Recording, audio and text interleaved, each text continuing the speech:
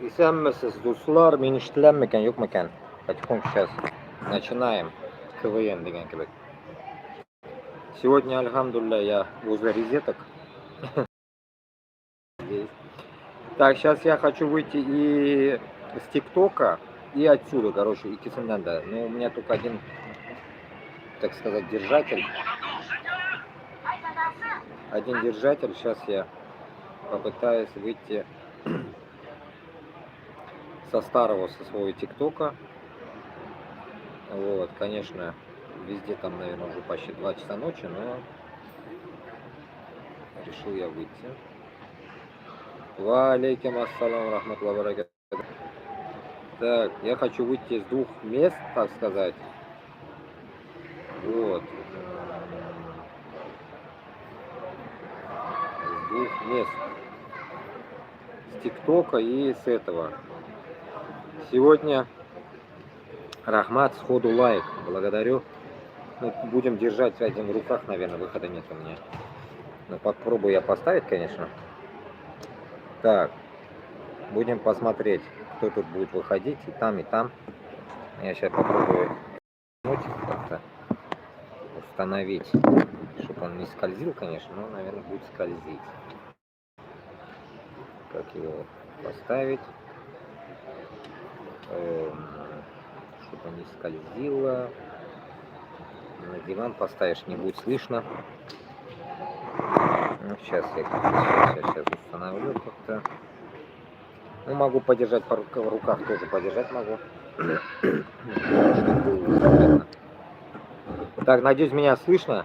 Надеюсь, на этот раз люди не будут мешать. Надеюсь, реально. Ну, они вроде бы сидят далеко от меня. Надеюсь, не придут. Но здесь они будут писать, потому что кто-то из них подписался, будут писать тут. Так что вот так будет. Так, ТикТока тоже салям. Вот, будет YouTube и ТикТок получается. Это ТикТок и это YouTube. Вот, в руках у меня будет ТикТок. Выхода нет пока. Некуда воткнуть его. Надо будет принести этот. Да, сегодня реально пусть никто не мешает, потому что тема такая более серьезная. Не хихихаха, тут интересный гон идет. Я не могу понять уже, там люди подписались, очень много людей в Фейсбуке, и эти люди непонятные, я им пишу, они не отвечают. Ассалам алейкум, сегодня принял ислам, альхамдулилля, машаллах. Поздравляем, поздравляем. Видите, свет вырубать начали. Но если я в темноте останусь, я не знаю, наверное. Может, окончательно вырубили? Ну, посмотрим. Если еще раз вырубят, ну, вырубят иногда. Надеюсь, меня слышно, все нормально, да? ТикТок здесь, ТикТок здесь. Анюта, салам алейкум. Как там в Америке? Так. Все, короче. Кружку поставлю, а? Катится. Катится.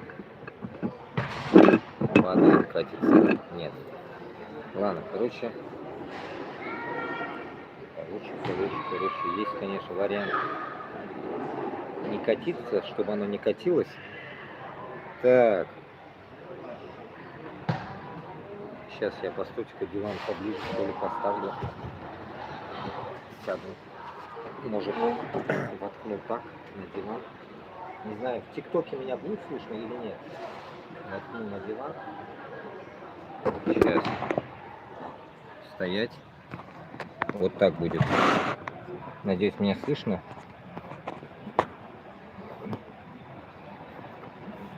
Так. Ну вот как-то вот так будет, товарищи. По-другому никак. Сейчас я. Так. Ну, не знаю, я тут звук закрыл или нет, но сейчас попробую замотать этим. Подставить. Сейчас, секунду. Условия такие уж партизанские. Выхода нету. Сейчас я, чтобы этот звук не заглушался. Так, надеюсь, меня слышно, видно. Все, да? Ну, сзади меня не обращать внимания. Я в таком центре, так сказать. Вот. И давайте поговорим. Надеюсь, сюда никто не придет. Просто у меня зарядник здесь, понимаете? Откуда я буду вам читать такую информацию, которая просто у меня волосы дыбом стали. Итак, тему эфира я примерно озвучил, но хочу начать такого странного момента, но начну сперва, наверное, со знакомства. Почему именно этот телефон? Потому что именно на этот Facebook мне напросился чувак какой-то один, Шарафуллин. Я его в душе не чаю, кто такой. 75-го года, как он пишет. Чувак какой-то непонятный. Но те все, которые борцы за Татарстан и... Ну, только по Татарстану есть. Пока ни от кого не услышал. Там есть вопросы с голоса и Руслана этого. Короче, чеченец вот этот, взрослый мужик какой-то. Руслан, забыл. Кутаев, Руслан Кутаев. Давайте сейчас.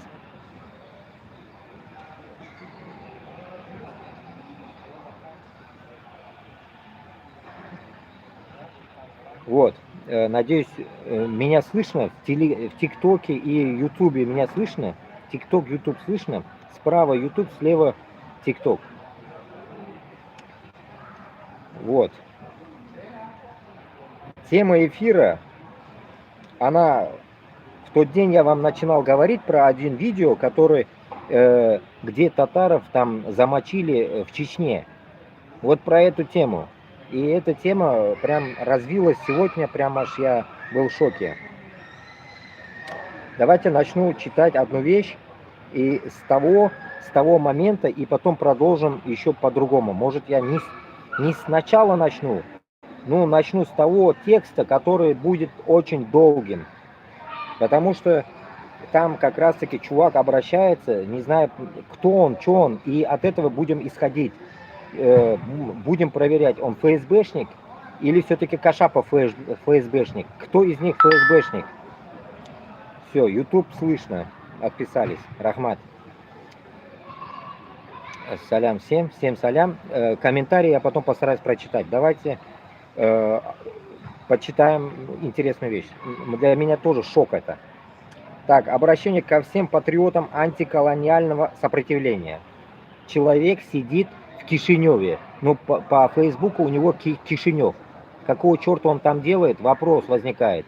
Свои мысли можете смело, как говорится, писать в комментариях, если узнаете этого типа, так сказать. Как узнаете? Ну, постараюсь найти его фото. Ну, есть фото, покажу потом. Человек пишет. Я Шарафуллин Ильшат Маратович, 10 мая 1975 года рождения. Хочу сделать заявление по поводу предателя и лжеца Рафиса Кашапова. Я в шоке, просто в шоке. Я с малых лет являюсь патриотом своей земли и своего народа против русских колонизаторов и фашистов.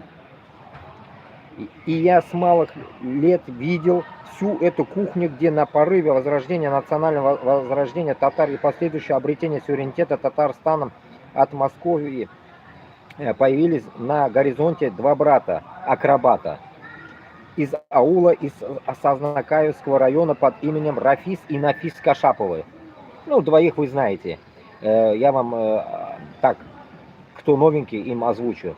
Рафис получил недавно в Англии паспорт английский на 10 лет.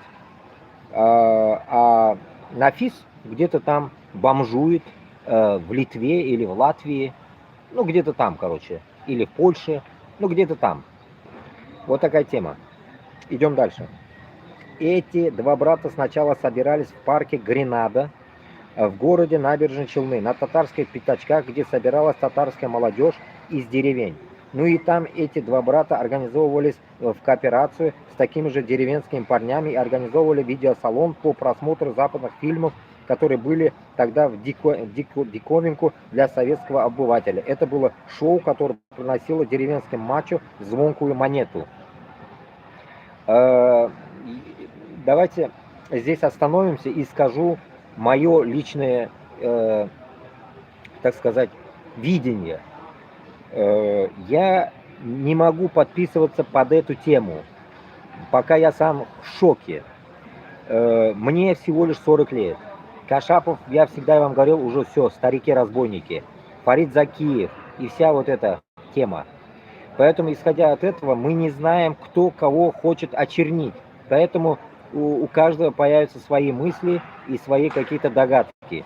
Мне как бы, когда я в прошлом всегда говорил, Кашапов какой-то не такой, туда-сюда, но я не до такой степени думал, что то, что здесь будет написано, я просто охренел. Поэтому, исходя от этого, мы узнаем чуть-чуть автобиографию Кашаповых. Может, в каком-то понимании можно будет этому и поверить. В каких-то местах, наверное, больно жестко будет что-то озвучено. Но итог один будет. Итог такой, что мы, так сказать, вместе будем думать в дальнейшем, как к этому реагировать. Потому что я даже сам не знаю, я просто глазами пробежался, я не читал. Первый раз с вами буду читать это. Я чисто вот так поверхностно прочитал и все. Там до хрена читать. Идем дальше.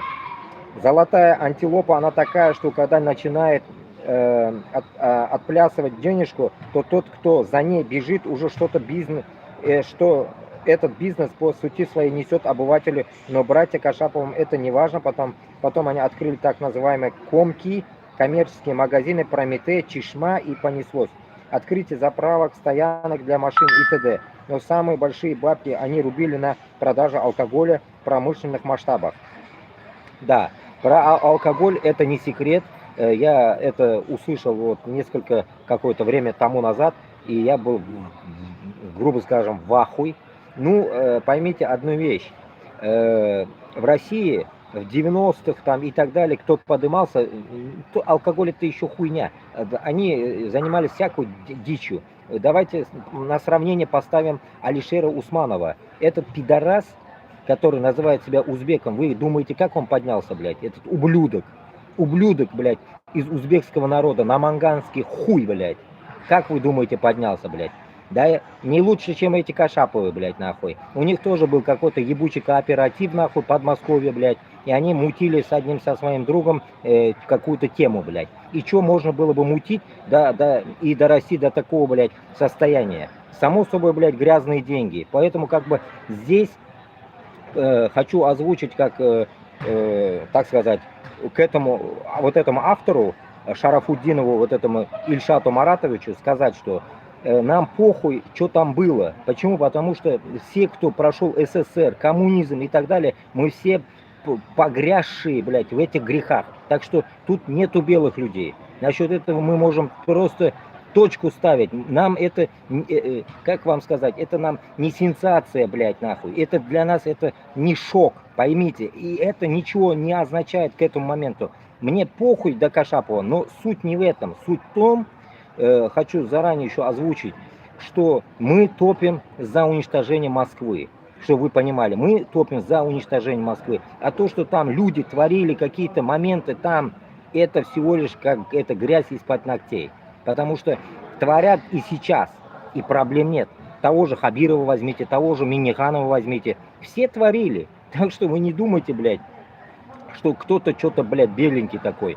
Даже мы, так сказать, уже молодые 40-летние, может, что-то творили тоже. Неизвестно, что мы творили, конечно. Но эти-то уже старики-разбойники, блядь, по 70 лет, грубо говоря, им, блядь. Они, конечно, творили, блядь. Им же надо было как-то жить, блядь, что-то делать. А в России каждый второй творил, блядь. Особенно в Татарстане и Башкортостане, не говоря там Дагестане и Чечня и в таких местах. Везде все творили, блядь.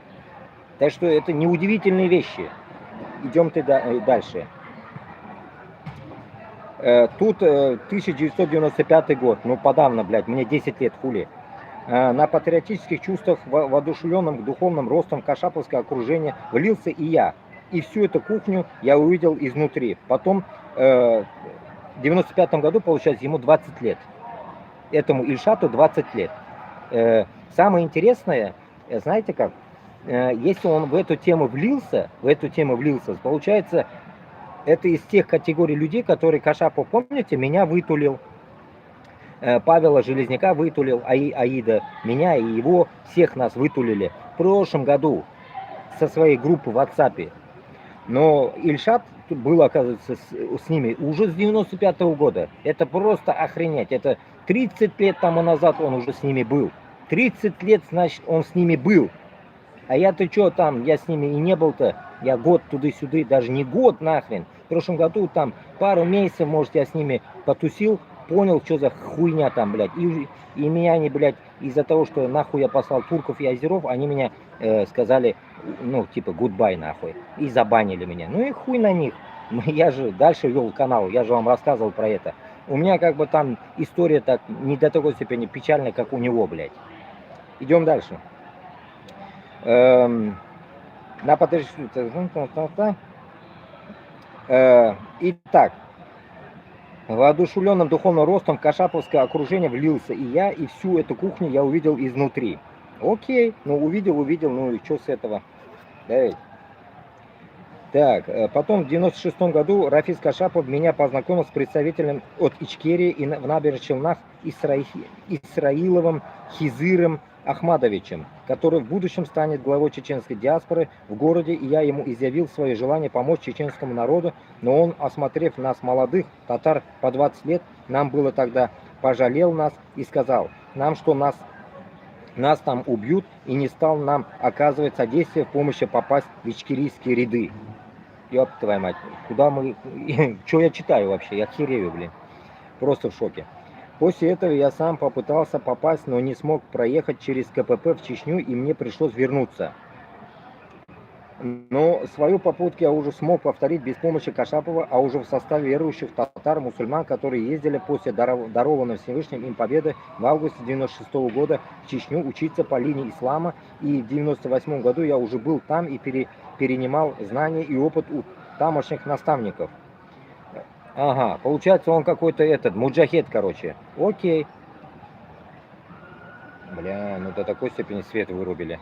Ну, блин, пипец, короче. Идем дальше.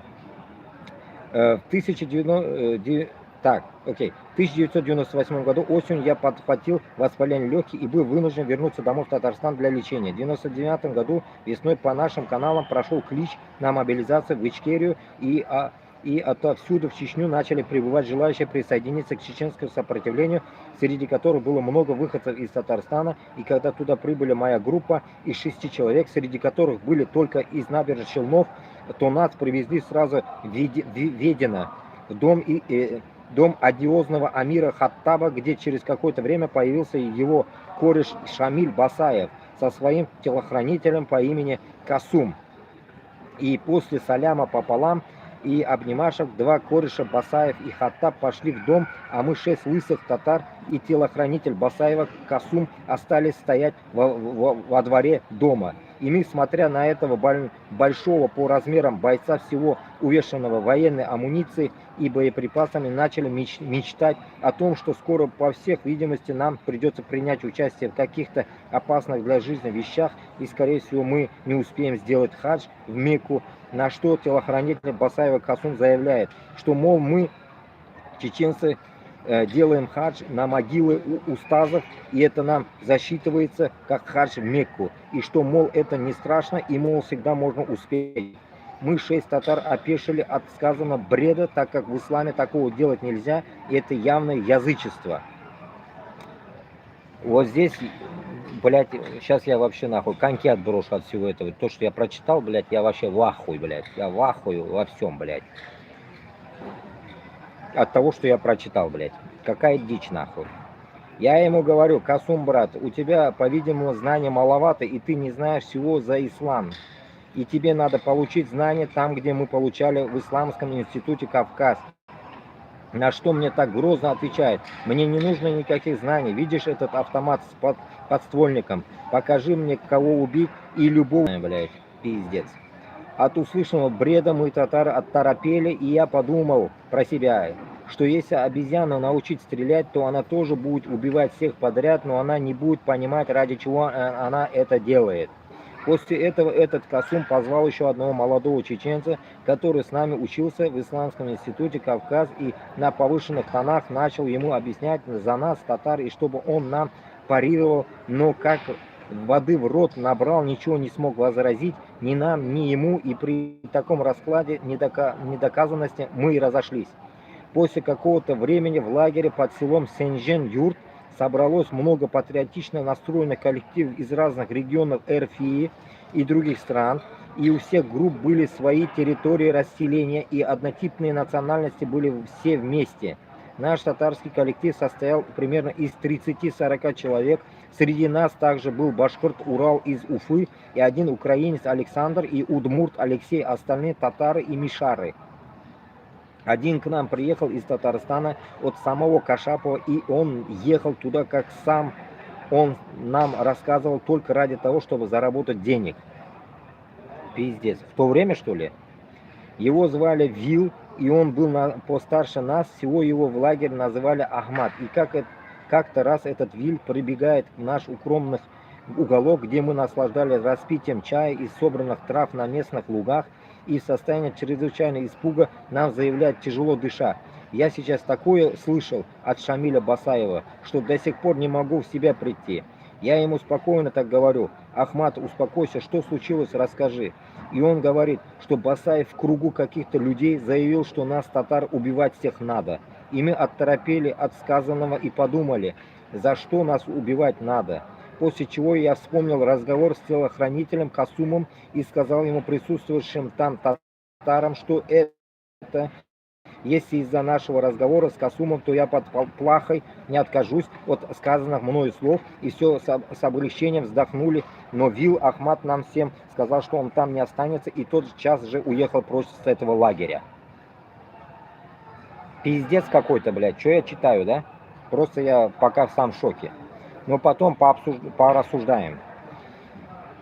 Через какое-то время в лагере начали пропадать татары, и мы были обеспокоены их судьбой и интересовались, где они у местных командиров, но нас успокаивали и говорили, что не стоит беспокоиться, и все они на задании.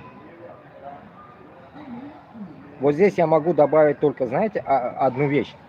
Давайте так, добавлю от себя одну вещь. Здесь такая дичь, мне кажется, происходит, блядь.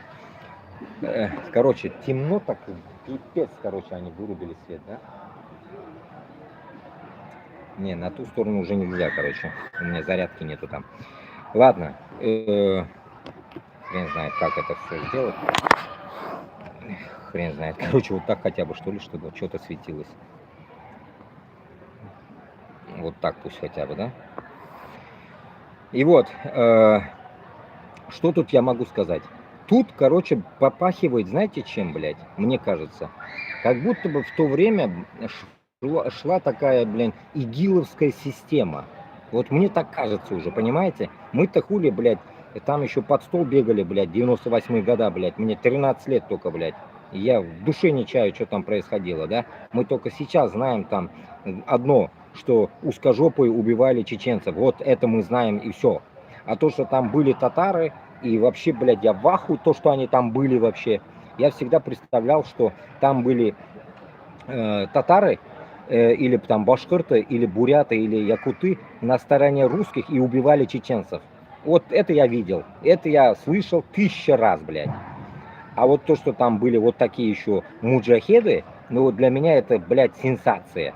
Я вам скажу, для меня это сенсация, мне 40 лет, и для меня это сенсация. И может я не давался к этому больно сильно близко, не поддавался, так сказать. Я, может, не слышал такие новости. И вот для меня это пипец, блядь.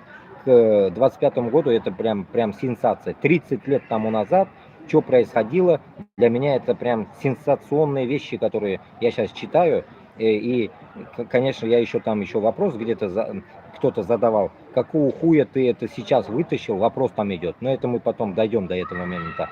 Какого хуя через 30 лет ты это, блядь, ковырнул, да, про это. Ему вопрос задает этому Ильшату. На самом деле, блядь, через 30 лет он опомнился, блядь, сказать. Нахуя, я не могу понять, блядь. Я же вон вам, блядь, не получилось с Кашаповым, я сразу сказал, в прошлом году вам сразу уже, блядь, выклал. Там не получилось, сразу выставил это на эфир. Там не получилось, сразу выставил. А тут, что он держал, блядь, его?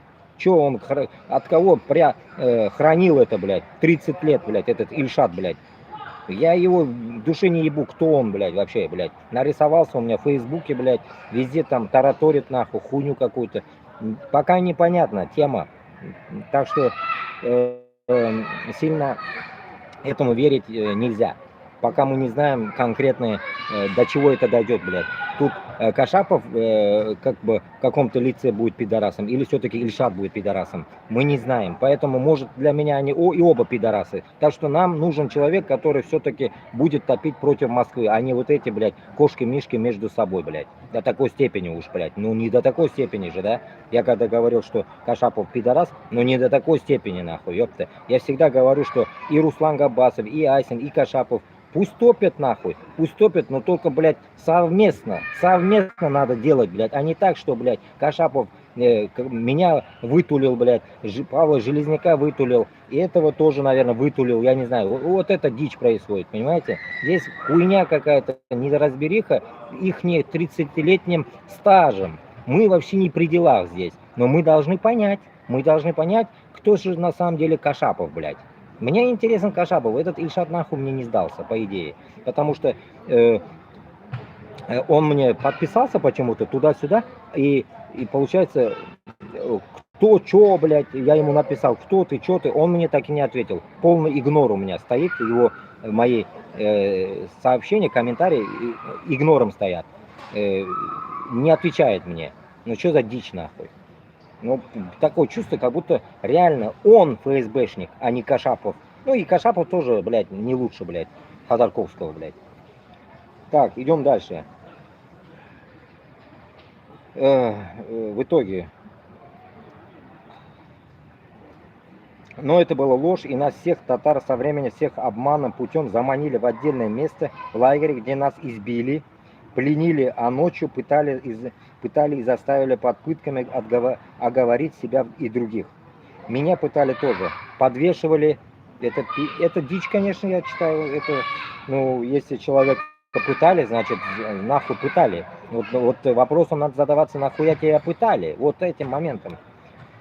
Так, меня пытали тоже, подвешивали за обе руки к дереву, и под светом горящих свечек сидели напротив группа амиров из арабов и их переводчиков. И один из арабов, который знал меня, говорит мне: Абдуллах, не делай себе зулем, несправедливость, а лучше честно признайся, что ты работник ФСБ и приехал сюда, чтобы делать диверсии и убить наших командиров, и что у нас, то есть у чеченцев, есть неопровержимые доказательства того, что вы работники ФСБ, и что у нас, то есть у чеченцев, есть в вашем городе человек, который предоставил об вас всю информацию, что вы работник ФСБ.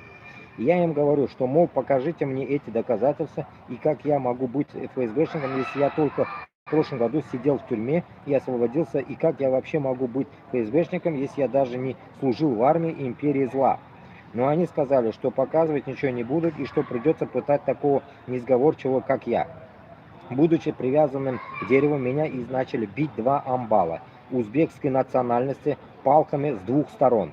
И араб мне говорит, что будут бить, пока не закачаешь головой, так как в рот засовывали кляп, ну и после часовых пыток, где они подмолаживали ведром воды, в случае потери сознания, я им признался в том, что послал меня маршал Иванов Сидор Петрович, и далее по списку специально для идиотов. Потом эти идиоты по приказу Басаева собрали пресс-конференцию, куда пригласили мировые СМИ, и где они хотели нас полностью разоблачить, но перед этим басаевская проститутка Хаттаб очень умилительно всех уговаривала сказать все так, как им было выгодно, и за это он всему помилует и возьмет в ряды его бойцов, а именно, чтобы мы признались в том, чего не делали, и все татары, и один башкорт, и один украинец были готовы на то, чтобы пойти на попятную этой лжи и оговору самих себя. Но я им опять начал приводить аят из Корана, где Всевышний Аллах нам строго-настрого завещал быть стойкими в справедливости, правде, даже если это против самих себя или близких. Но меня никто не послушал, и Урал и Александр и несколько татар поддались на уговоры Хаттаба и вызвались быть у этого проститутки Хаттаба на побегушках. И потом, во время пресс-конференции, они якобы показывали всех тех, кто якобы был засланным казачком. Блять, тут без комментариев, я просто охуею, что я читаю, блять, нахуй. Окей, но мне интересно, понимаете, это как этот, блядь. Я Никогда не любил вообще читать книги, но вот это, блядь, прям меня этот манит, все манит меня нахуй читать. Почитаем, давайте. Когда нас усадили за этот стол, я был четвертый по счету в тельняшке. Смотрите на видео. Первый был Ахмадиев, Фарид, 38 лет. И ему на пытках дали звание. Кстати, да, в Фейсбуке есть даже видео, блядь. Откуда он это видео откопытил, блядь? На английском там пиздят и на арабском вроде бы. На арабском пиздят, на английском перевод идет, что ли. Вот что такое, дичь какая-то. В Фейсбуке, так что этот... зайдите в мой телеграм-канал, там найдете. Когда усадили за этот стол, я был по счету... мы послушаем видос потом в конце эфира, посмотрим. Когда нас усадили за этот стол, я был по четвертый по счету в тельняшке, смотрите на видео. Первый был Ахмадиев Фарид, 38 лет. И ему на пытках дали звание полковника, и он стал. Он очень был сломлен и не хотел жить от всего этого кошмара. И просто сказал то, о чем его попросили. Потом стал Раззаков Хайрулла. У него с Хаттабом была любовь. И он сказал, что не работник ФСБ, и сказал шахаду. После чего Хаттаб с улыбкой его усадил, после чего встал Мухаммад Вали, и он сказал, что он младший лейтенант, хотя он учился в Саудовской Аравии и был имамом мечети в городе Бугульма. И со сломленным духом рассказал историю его цели заброски. После чего Хаттаб указал на меня. Говори. Я встал и сказал, я Шарафуллин Ильшат Маратович, уроженец города Набережные Челны, Республика Татарстан. И все смотрят на меня и ждут, ну что же скажет самый крутой татарин. И тут я посмотрел в небо и мысленно попросил Всевышнего Аллаха помочь мне сказать правду. И когда мой взгляд выровнялся на толпе зевак впереди меня, там стояли боевики и высшие чины Ичкерии, то я уже совершенно спокойно сказал, Аллах свидетель, что я не являюсь никаким ФСБ и свидетельствую, что нет божества, кроме Аллаха, и Мухаммад его посланник. После этих слов проститутка Хаттаб накинулся на меня сверху и руками усадил меня на стул, после чего поворачивается к Пасаеву и, разводя руками, такой говорит, а я не знаю, что это он так говорит,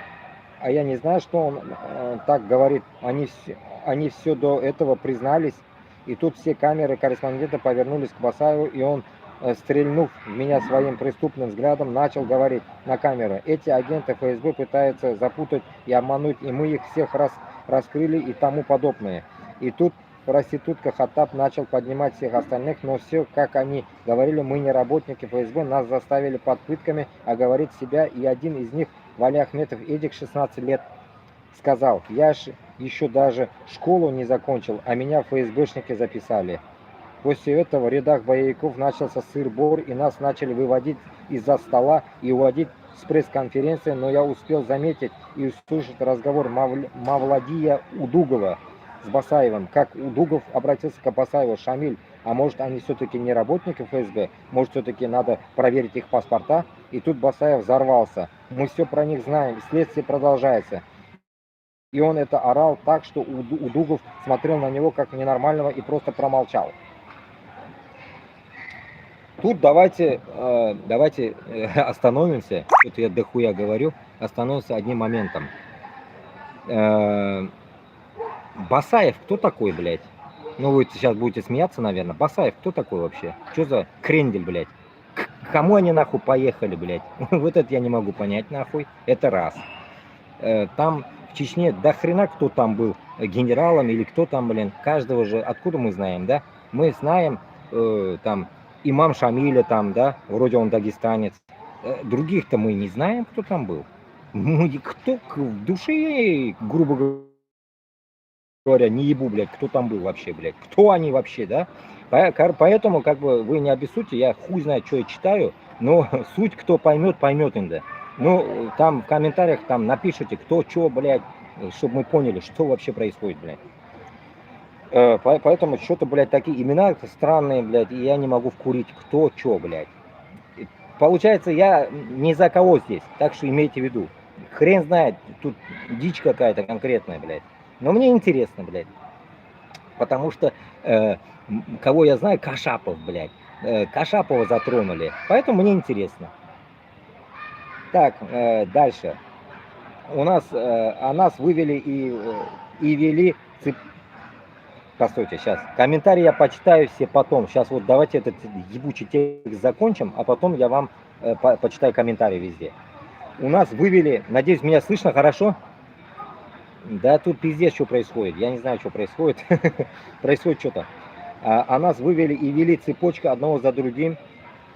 И тут на мне всех останавливает араб по имени Абу Валид и говорит: Абдуллах, помнишь, я тебе обещал 100 палок, если ты будешь говорить не то, что нужно, скоро ты их получишь. И я понял, как они все злы на меня. Это проституточное племя, которое уговаривало нас оклеветать себя в угоду приказа Басаева, подготовить нас к тому, чтобы у нас даже помысла говорить правду не осталось.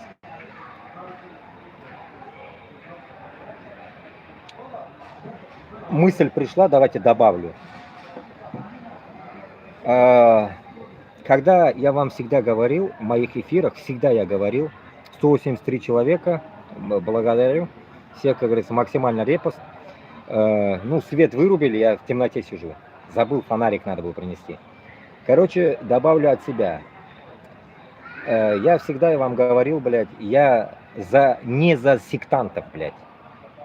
Когда я говорю, Башкортостан с Татарстаном будет мусульманской страной, иншаллах, это не означает, что мы будем там, как все говорят, там, грубо скажем, замоташки там, и как будто бы мы уйдем в какой-то пещерный первобытный общинный строй, блядь. Этого так что не будет, вы как бы от меня этого не дождетесь. Не к этому я, да, ведь такие вот сейчас тексты какие-то ебанутые читаю, не в этом суть. Но хочу добавить, когда речь идет о том, что Башкортостан с Татарстаном это мусульманская, как говорится, иншаллах, в будущем страна, это не означает, что мы, блядь, уйдем какие-то дебри нахуй.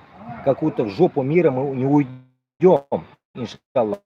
Мы будем цивилизованной, правильной республикой Башкортостан и Татарстан. Правильной, где никто не будет доебываться до ислама. Кто будет там по ранже ходить, в хиджабе ходить. Все в ихнем приоритете будет. Никто не будет к этому доебываться. Но, интересно самое, но и по-игилски, по-сектантски и по-пидорастически у нас не будет ислам. Надеюсь, я вам объяснил. Вот этого не будет у нас. И не будет у нас гонения, как в Казахстане. О, ты что замотался? У нас этого тоже не будет. Так что Казахстан тоже имейте в виду. Не будет притеснения ислама. Если у вас в Казахстане будет, нам до пизды, блядь. Но в Башкортостане, в Татарстане притеснения ислама никогда не будет. Почему? Потому что я вам на днях только говорил в каком-то эфире, что мне даже вот здесь, блядь, один день предъявили, чтобы я не читал в коридоре намаз. Поэтому это отголоски их мне сравнивается тем, что я читал в Москве в торговом центре намаз, и мне не давали. Когда говорю торговый центр, вы не думаете в центре торгового центра, блядь. Нет, блядь, в стороночке, блядь, под лестницей, блядь, никто не видел меня. Я читал намаз. Когда у меня было время, там, или там в машине, или где-то я когда не мог читать, я заходил, делал тахарат и читал в торговом центре. И это мое право, блядь, как ебаного россиянина, блядь. И в итоге вот этой темы у нас не будет. Имейте в виду, в Башкортостане, в Татарстане. Везде можно будет читать намаз. Не дай Аллах, какая-то сука доебется, узкожопая или манкурты. Пизда вам сразу. В жопу нож, блядь. В жопу нож, блядь. Неоговорочно. И оправдаем мусульман. Надеюсь, вы поняли. Но имейте в виду, что это не ИГИЛ, блядь, и не секта. А это традиционный ислам. Чтобы не доебывались нахуй какие-то мрази, когда человек совершает разговор с Аллахом. Надеюсь, я вам, блядь, внятно объяснил этим узкожопым пидорасам и манкуртам. Надеюсь, я вам заткнул вам конкретную пасть, блядь. Постоянно то это вижу нахуй. И вот как раз этот текст говорит о том, что какие-то там хуй поймешь кто пытаются нахуй избить татар. Понимаете, избивает татар. Непонятно кто, блядь. Арабы какие-то, хуй поймешь, чеченцы, хуй поймешь, блядь. Кто-то избивает нахуй татар, блядь. И вот этот момент меня задевает. Задевает. Почему, блядь? Потому что, блядь, деление в исламе это раз, блядь. Потому что, блядь, эти все сектанты, игилы, нахуй, это хуетация полная, собранное сборище пидорасов. Под кем-то они собраны, нахуй. Не под Аллахом они собраны, а под кем-то, блядь. У них есть руль, блядь. Вот примерно так, я надеюсь, вам объяснил. Вот именно этот момент. Я здесь, еще не уходите, глючит интернет. 116 человек. Благодарю. И я понял, как они все злы на меня, и это проститушное племя, которое уговаривало нас оклеветать себя в угоду приказа Басая, подготовить нас к тому, чтобы у нас даже помыслов говорить правду не осталось. Идем дальше. После чего за мной пришли пыточная группа. Вот, понимаете, вот это уже меня, блядь, уже текст меня, блядь, выбешивает, текст, блядь. Пыточная группа, состоящая из одних узбеков, им отдали приказ убить меня. И когда они меня ввели к дереву, они мне показывали свежезарытые могилы, в одной из которых покоился брат Мишар из села Белозерье, Абдуллах, красивый паренек, полный искренней веры. Если это правда, то я вам скажу, вот как узбек я вам скажу, сектанты, вот эти игиловцы, да ведь, они не вчера появились. Я вам напомню про пидорасов, сейчас скажу, этих, бля, это такое слово интересное. Из Сирии они вышли. Из Сирии вышли вот эти слово,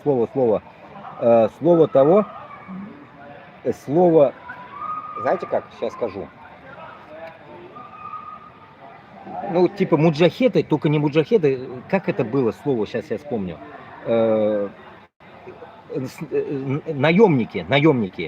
Наемники, которые выходили в пещерное время из Сирии, которые работали на короля. Вот эта система, она не сегодня вышла. 100, 200, 500 лет назад вышла. Ассасины, блядь. Ассасины или макасины, блядь. Ассасины вроде бы. Ассасины. Вот эти ассасины, наемники, вышли тогда еще. Вот это переформатирование ассасинов, это ИГИЛ ебаный. Исходя от этого, раз скажу вам. Вы скажете, как уничтожение? Они же мусульмане топят за что-то. Да, они топят за ислам. Но они не топят за идентичность нации. Они топят за общий ислам. Окей. Но общий ислам нам дан от пророка Мухаммада Пайгамбарамыздан, дан он. Но он не говорил, чтобы нам все нации объединиться. Да потому что у него даже не было этих прав. Только Аллах вправе того, что у нас разные нации. Кто нам дал разные нации? Объясните. Никто из людей нам не дал другую нацию. Нация, она образовалась, получается, так в природе от Аллаха. Поэтому, значит, мы должны держать субординацию нации и не уничтожать свою нацию. Если мы сейчас скажем, что мы мусульмане и у нас нет нации, я думаю, это как-то будет по-идиотски. Мы мусульмане, альхамдулилля, но у нас есть свой язык, своя нация, свои какие-то предпочтения. Вот. И получается, оно друг другу не мешает ничему. Поэтому как бы у нас и происходит вот эти взаимосвязи с другими национальностями и с другими подавно религиями, и мы пытаемся в этом месте жить дружно, но не как Путин, или не как игиловцы. Игиловцы, получается, хотят уничтожить подобие Путина, мы тоже хотим у Путина уничтожить, но мы же не хотим свою идентичность уничтожить. А игиловцы хотят, блядь, вернуть нас в пещерный образ жизни, как в Афганистане. Я не за эту хуйню, блядь. Я хочу пользоваться телефоном, я хочу пользоваться компьютером. Я не долбоёб, блядь. И поэтому Башкортостан, Татарстан и будущие наши независимые республики будут во всем, как говорится, работать. На всех, так сказать, плантациях, так сказать. И по системе, вот этой компьютерной системе, по воде, блин, по суше, да, везде, короче. Везде мы должны, наука, это подразумевается, во всем это наука. Мы науку должны поднимать, блядь, инженерия, наука, блядь. Почему? Потому что Аллах Та'аля нам сказал учиться, не быть тупыми. Так мы выросли до 40 лет тупыми, блин. Поэтому, исходя от этого, у нас самовыживание не в ИГИЛе состоит, не в сектантах нахрен. Вон, сионисты что делают? Такие же игиловцы, блядь. Сионисты это ИГИЛ, блядь. ИГИЛ это сионисты. Вот примерно так вам нужно интерпретировать это дичь, блядь. Поэтому, когда я вот эту хуйню читал, у меня аж хуёво становится. Это, сука, что за пещерное время, блядь? Я ею от этого, блядь, писанины, блядь. Ну, идемте дальше. Тут уже даже мне не интересно то, что он ФСБ или Кашапов ФСБ. Да мне похуй. Тут суть этого текста, блядь, уже вызывает, блядь, отвращение, блядь. Ну, надо дочитать, понять суть. Итак, и там была свежевырытая могила, в которой они сказали, что буду лежать я. Тут они начали меня прятать к дереву, но Всевышний Аллах не дал им этого сделать, их узлы распутывались, и как они не старались, у них ничего не получалось. И тут они все накинулись на меня и начали меня бить со всех сторон, что били они меня до тех пор, пока их не увидел какой-то добрый человек, который послал Всевышний, который крикнул на них: «Эй, вы что творите? Вы уже ему больше 100 ударов сделали, а ну отпустите его!» И меня снова закрыли в камеру-будку. Через какое-то время боевики решили нас привезти из Сенджен-юрта в Алхан-юрт. И в числах 6 августа 1999 года нас перевезли туда. Нас пытались продать родственникам за $50 тысяч каждого, но у родственников не было столько денег.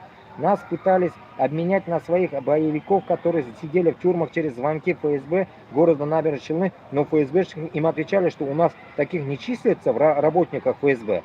После чего 3 ноября боевики Басаева пришли за нами и в подвал бывшего кинотеатра, где нас держали в камерах и начали выводить весь офицерский состав, и нас таковых было 5 человек. Полковник Ахмадиев Фарид, 38 лет, татарин, полковник Метелев Александр, 25 лет, украинец, подполковник Хисамиев Салават, 24 года, мишарин, полковник Макитов Расул Борисович, 28 лет, кабардинец из Нальчика, и я, подполковник Шарафуллин Ильшат Маратович, 24 года, татарин, и нас на камеру снимали и опять избили, заставили оговорить себя и усадили в буханку УАЗа в сопровождении пикапа, повезли из Алхан-юрта, и по сути я спросил у сопровождающего: мы успеем помолиться, так как было время вечерней молитвы? На что он мне соврал: да-да, мы вас на базу завезем, там прочитаете. А сами они нас завезли в ближайший лесок по Бакинской трассе и начали выводить по одному, крикнув: выходим по одному. Первым вышел Ахмадиев Фарид, и через некоторое время раздалась автоматная очередь. Пиздец. Снова крик, следующий. Вышел Хисамиев Салават, и через некоторое время раздался крик Адама Цакаева.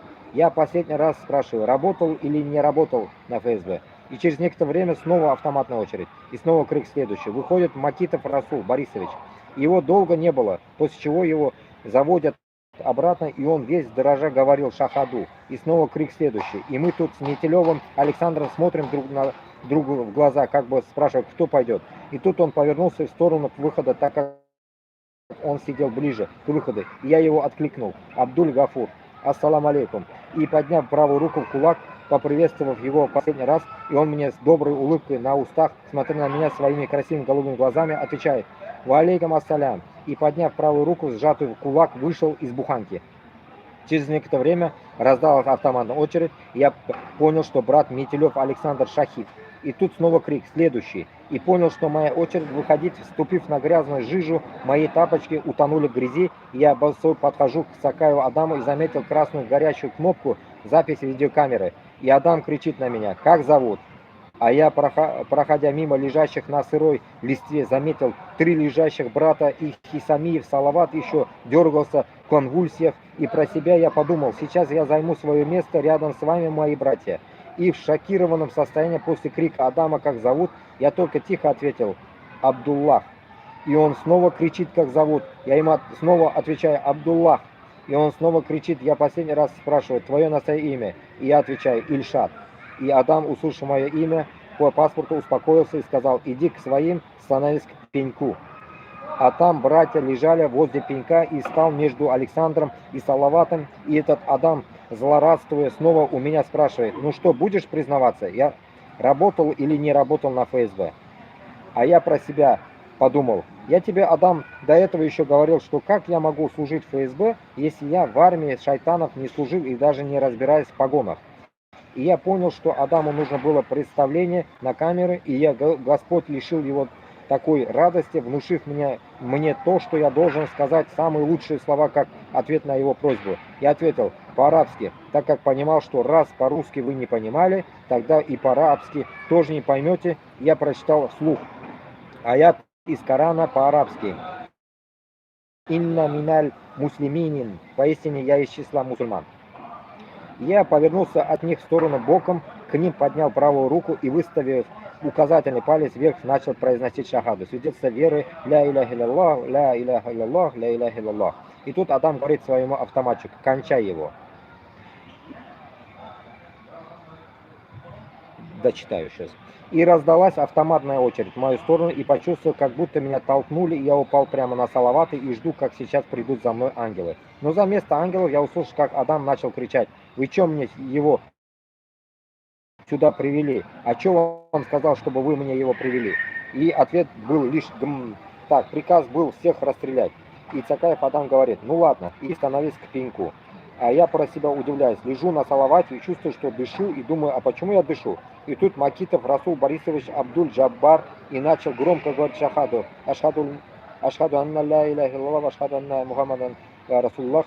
Я свидетельствую, что нет божества, кроме Аллаха, и я свидетельствую, что Мухаммад его раб и его посланник.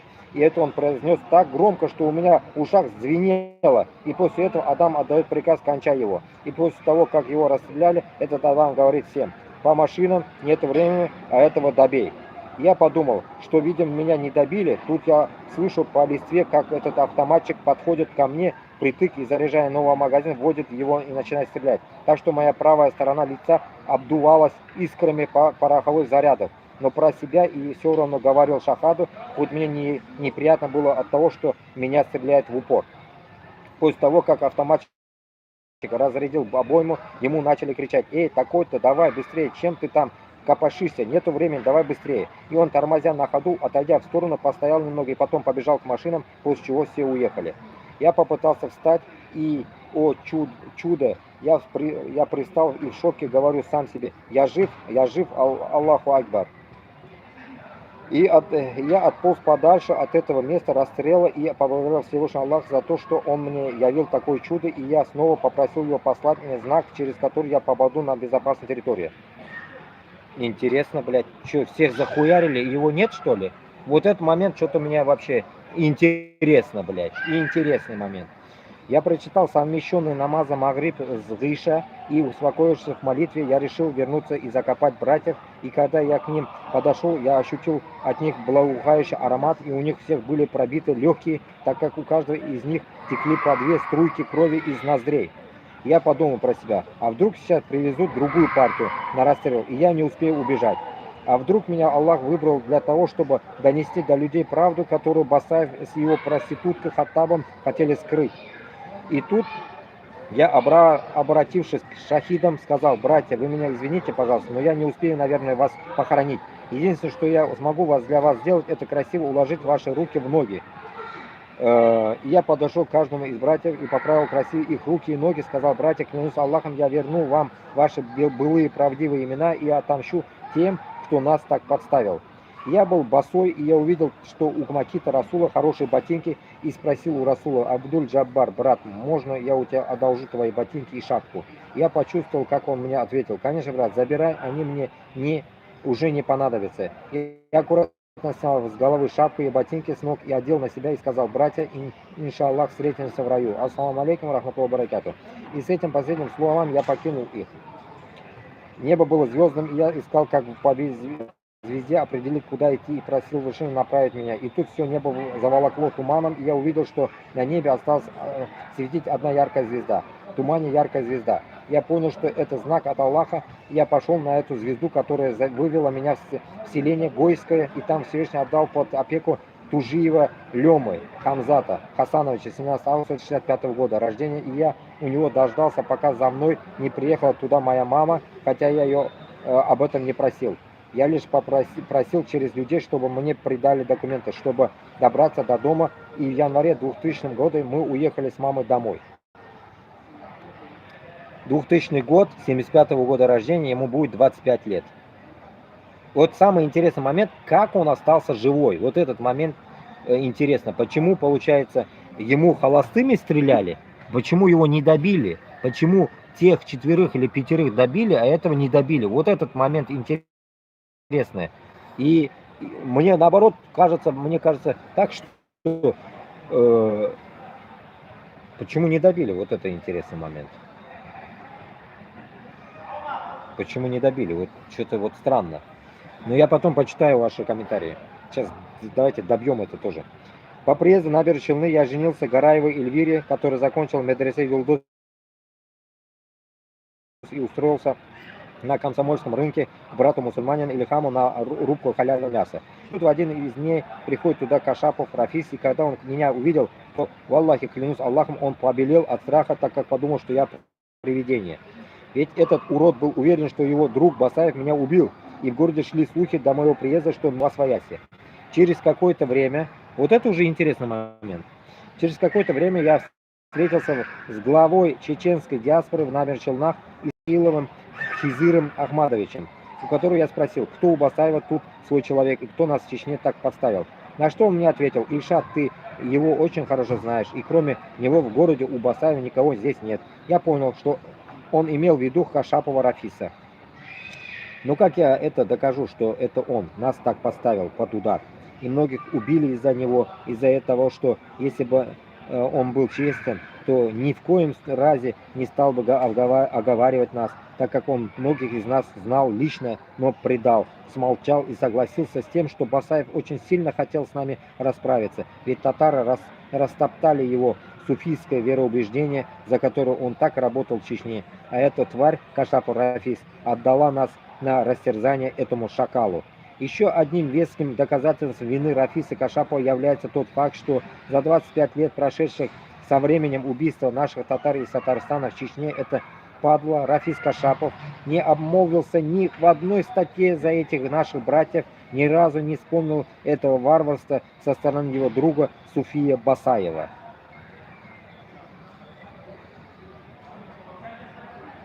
Суфии из саляфы есть и суфии, да? Суфии вроде бы же эти, сектанты же это, суфии вроде, нет? Суфии это же сектанты эти, которые, блядь, верят могилам, блядь, у них есть еще какие-то учителя. Ну, хуетация полная, блядь, суфии, блядь, вроде, нет? Или я путаю, суфии, саляфы, нет, не саляфы, наверное. Или суфии, блядь. Здесь же те, которые, блядь, у них есть какой-то учитель, который учитель, что скажет, это мы будем делать. А они не верят прямолинейно к Аллаху, они через суфи, через своих учителей работают. А могилам они поклоняются. О, сектанты долбанные. Блин. И поэтому-то и понял, что почему же там и играют узбеки, блин. У узбеков же тоже есть такие конченые, блин, люди, которые думают, что могилам нужно поклоняться. Есть такая дичь, блин. Пиздец, блядь. Сектанты. И как-то раз я нахожусь уже в Украине в 22 году, когда он узнал, что я там, он решил ко мне подмазаться и начал поддерживать со мной хорошие отношения. Я его спросил за Мавладия Удугова, так как я искал с ним контакт для того, чтобы обсудить с ним преступление Басаева. На что это папа Кашапов сразу мне ответил, что Удугов не милости у чеченцев. И тогда я обвиняю Рафиса Кашапова в том, что он намеренно подставил нас, татар, в Чечне 99. Я обрываюсь, да? Еще раз. Я обвиняю Рафиса Кашапова в том, что он намеренно подставил нас, татар, в Чечне в 1999 году. Он несет полную ответственность за их убийство от рук Басаева и Хаттаба. Обращаюсь ко всем татарам, которые прочитают это послание. Человек Рафис Кашапов, который выдает себя за лидера татарского сопротивления и возглавляет правительство независимого Татарстана в изгнании, является пособником убийств наших соплеменников татар в 1999 году в Чечне. И все поддерживают поступать соответственно его преступлениям. Рафис Кашапов, ты не изложен. Не изложен. Ты не изложен. Вот такая хуйня. Ильшат Шарафуллин. Это его текст достал из Фейсбука. Теперь давайте почитаем комментарии чуть-чуть. Перекур, да, типа, блядь, я охуел, блядь, этот текст читать. Посмотрим комментарии, давайте. Изначально, что тут было. Прям с начала эфира. Вот так вот. Не знаю, что вы скажете. Я вам полностью прочитал весь этот долбанный текст, короче, из 5-6 листов. Имеется в виду, значит, там минимум по 500 слов в каждом. Значит, там 3-4 тысячи слов я прочитал вам. Если сохраняется где-то столько, 500 слов, если сохраняется в одном смс-ке, столько и прочитал. Так, начнем. Может так, брат.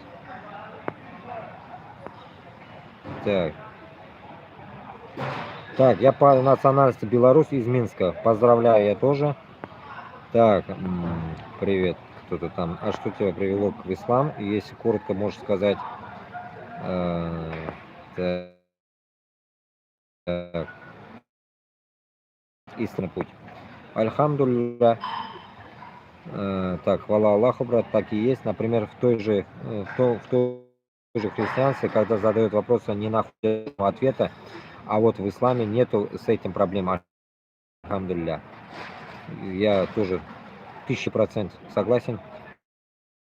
Я учусь делать намаз, изучаю Коран. Поздравляю. Пусть Аллах поможет тебе, брат. Да, я тоже присоединяюсь. Спасибо Легиону Свободы России и ЗСУ. Я не русский. Ну, не знаю.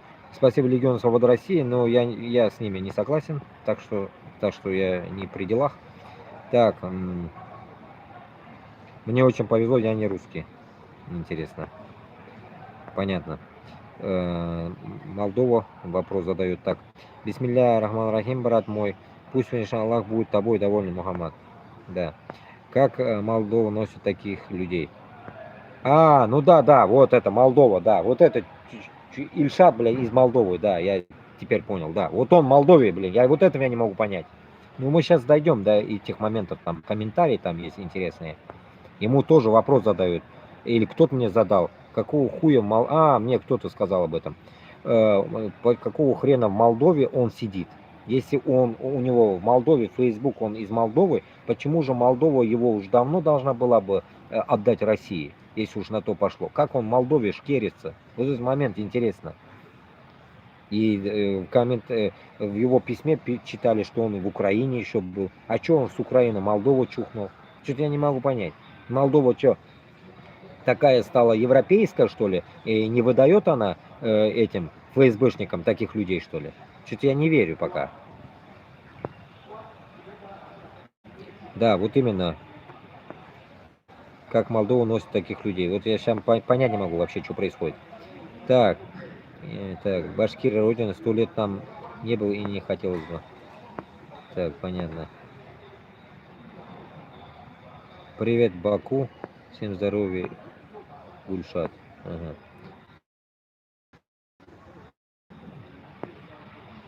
Тут ты воин, так. Опять это ЗСУ, короче.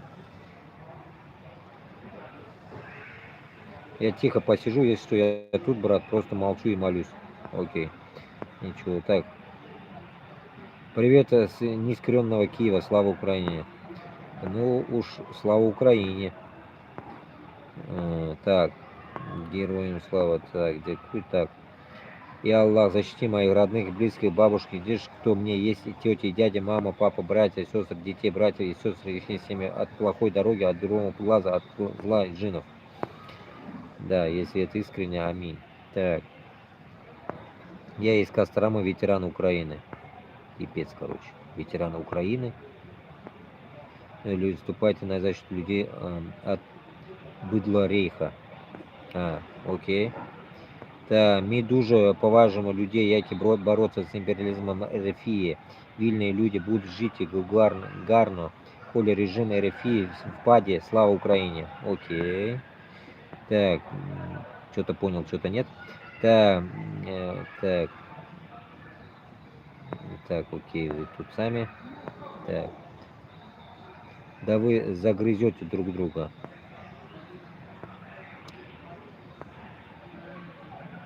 Вы же этого и ждете. А что ты читаешь? Ты где сейчас? Аллах Акбар, ты кто такой? Ого, куда я зашел? О чем разговор? Понятно.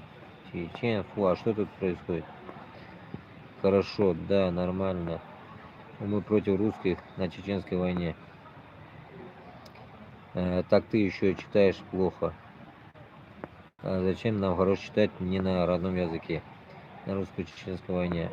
Ах ты, замоташка. Ассаламу алейкум, брат, я из Дагестана. Ага, валейкум ассалам Дагестану. Вот уже 2 Дагестана здесь, машаллах. Правильно говоришь, брат. Как вы относитесь к Азатлык? Исән, Азатлык, Татарстан, Башкортостана. Но шул каналда санда инде. Ты же в этом канале и находишь, и курсе фейк. Слышь, не говори за весь Башкортостан.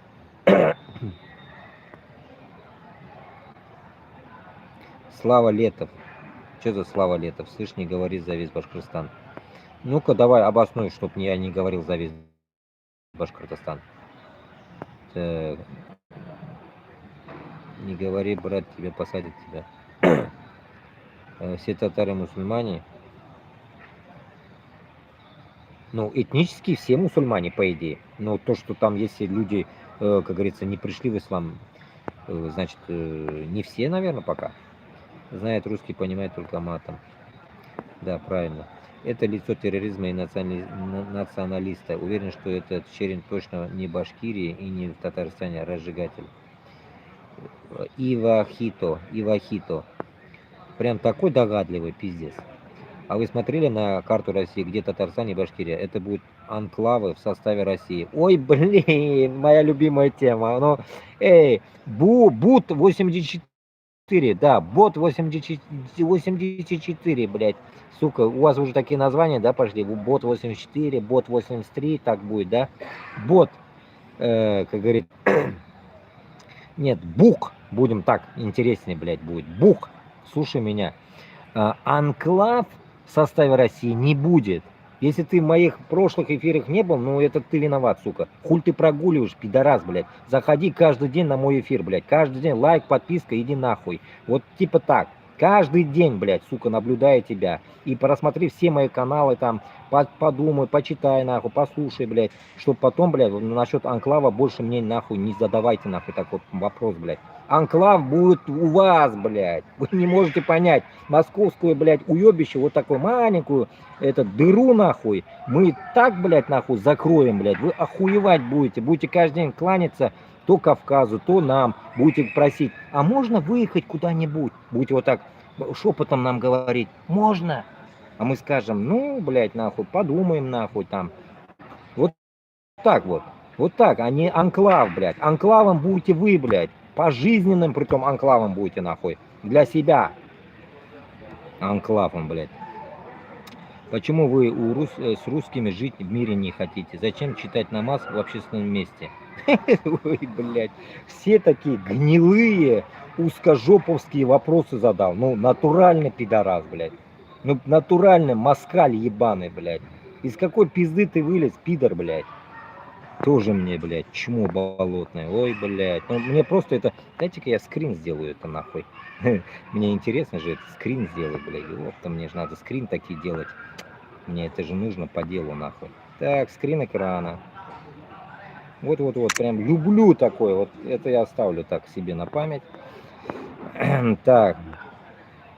Нет Бога, кроме Аллаха. Аллах Акбар. Аллах Акбар. Так, выкуси-ка анклав. О! Выкуси-ха анклав. Нигде не будут читать Зуяз. Ну какие-то черти тут, понятно, непонятно. Так, мы таджики, персидский народ, хвала Аллаху, Господу миру, Аллаху Акбар. Аллаху Акбар, так. Не стыдно тебе, Разъят? Ага. Почему мне стыдно должно быть? Ах, говорю. Талибы. Так, талибы. Непонятно, талибы причем тут. Так, бывшие военные с Ирака еще. Сам с Дагестана я. Ага, понятно. Бедуины. Потому что ты стонешь. А орки откуда вышли? Ты кто по нации? Я не стонаю. Дагестанец, даргинец или аварец? Нажмите кнопку пожаловаться, пусть заблокируют этого террориста. Пусть заблокируют этого террориста. Ой, блядь. Ивахита, блядь. Иди по этот нахуй, блядь, сосю, блядь, возьми, блядь, у Путина, ладно, нахуй. Пососи, блядь, члены, блядь, нахуй, если найдешь член Путина, нахуй. Соси у него, блядь. Идиот, блядь. Пиздец тут накатали мне комментариев так. Да вы везде как-то, когда... Да вы везде как когда-то цыгане. Вы террорист? Убери, стыдно даже мне. Эту бороду убери, стыдно даже мне. Зачем мне материшься? Зачем материшься? Какую бороду убрать? Вот какие-то странные люди, бля. Ты вообще херею тут, блядь. Какие-то дичи сидят тут непонятные, блядь. Так, ладно, блок нахуй. Заебали. Бороду убери, блядь. Нашли до чего доебываться, блядь. Кто-то бороду уберет, кто-то террористом называет, блядь. Самое интересное, я вам прочел, блядь, текст про террор, блядь, какой-то ебаный, какой-то текст, блядь. А тут, оказывается, я еще, блядь, получается террорист. Ну, ебанутые люди сидят, блядь. Пиздец, ебанутые люди. И вы узкожопые, вы очнитесь уже нахуй. Путин у вас террорист, блядь. Путин номер один террорист, блядь. Всемирный, блядь. Прикиньте нахуй, как вы, блядь, этот, авторитетный, блядь. И вы, блядь, предъявляете мне, блядь, какому-то там из пизды Кукуева человек, который вещает вам правду, блядь, мне говорит террорист, ну это вы ебанутые, блядь. Вы какие-нибудь хотя бы школу заканчивали, долбоебы вот, тупорылые, блядь. Так. Ассаламу алейкум от крымских татар. Ва алейкум ассалам. Он вообще какой-то больной, да? Да, и началось, блядь. Дичь какая-то, из-за таких людей происходит и война. Ой, блин, из-за каких людей? Ну-ка. Из-за путинососов? Да, происходит война. Базара нет. Я согласен. Еще раз согласен. Так, с темы на тему прыгает. То ли башкир, то ли узбек. Астафуркузи. С темы на тему прыгает. Ну, сені сігамені, если я прыгаю, блядь, борщ сігіліп қот нахуй, шығып кетмін ташшагин, блядь. С темы на тему прыгает. Прыгаю, конечно, блядь, изима тушайган, сулим нахуй. Или ты, блядь, давай будь моим писарем, нахуй, чтобы я по теме говорил. Каждый мне пиши, нахуй, тему, которую мы будем обсуждать по уничтожению Москвы, блядь. Я согласен, блядь. Работай, нахуй. Ташшагаста, блядь. Тоже, блядь. Независимой республикой вы вспомните, что с прибалтами стало. Их использовали как рабочую силу, теперь украинцев. В 90-е пытались разорвать.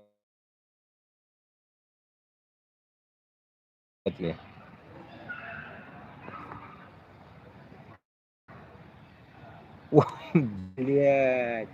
И вот меня, блядь, это тоже надо коммент, нахуй, надо скрин сделать, нахуй. Кино, блядь, нахуй, в телеге мы подумаем об этом еще. Усер хуекс, внимательно, оно, блядь. 23 человека сидит. Вы вспомните, что с прибалтами стало. Их использовали как рабочую силу, теперь украинцев. В 90-х ее пытались разорвать изнутри. США очкерцев финансировали. Очкерцев?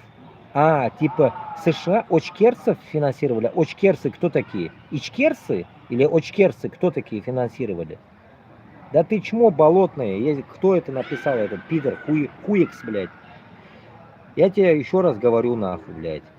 И пока есть, нахуй, эти финно-угорские лаптоебы, нахуй, из московских болот, блядь, мы спокойно спать не будем. Надеюсь, тебе я донес.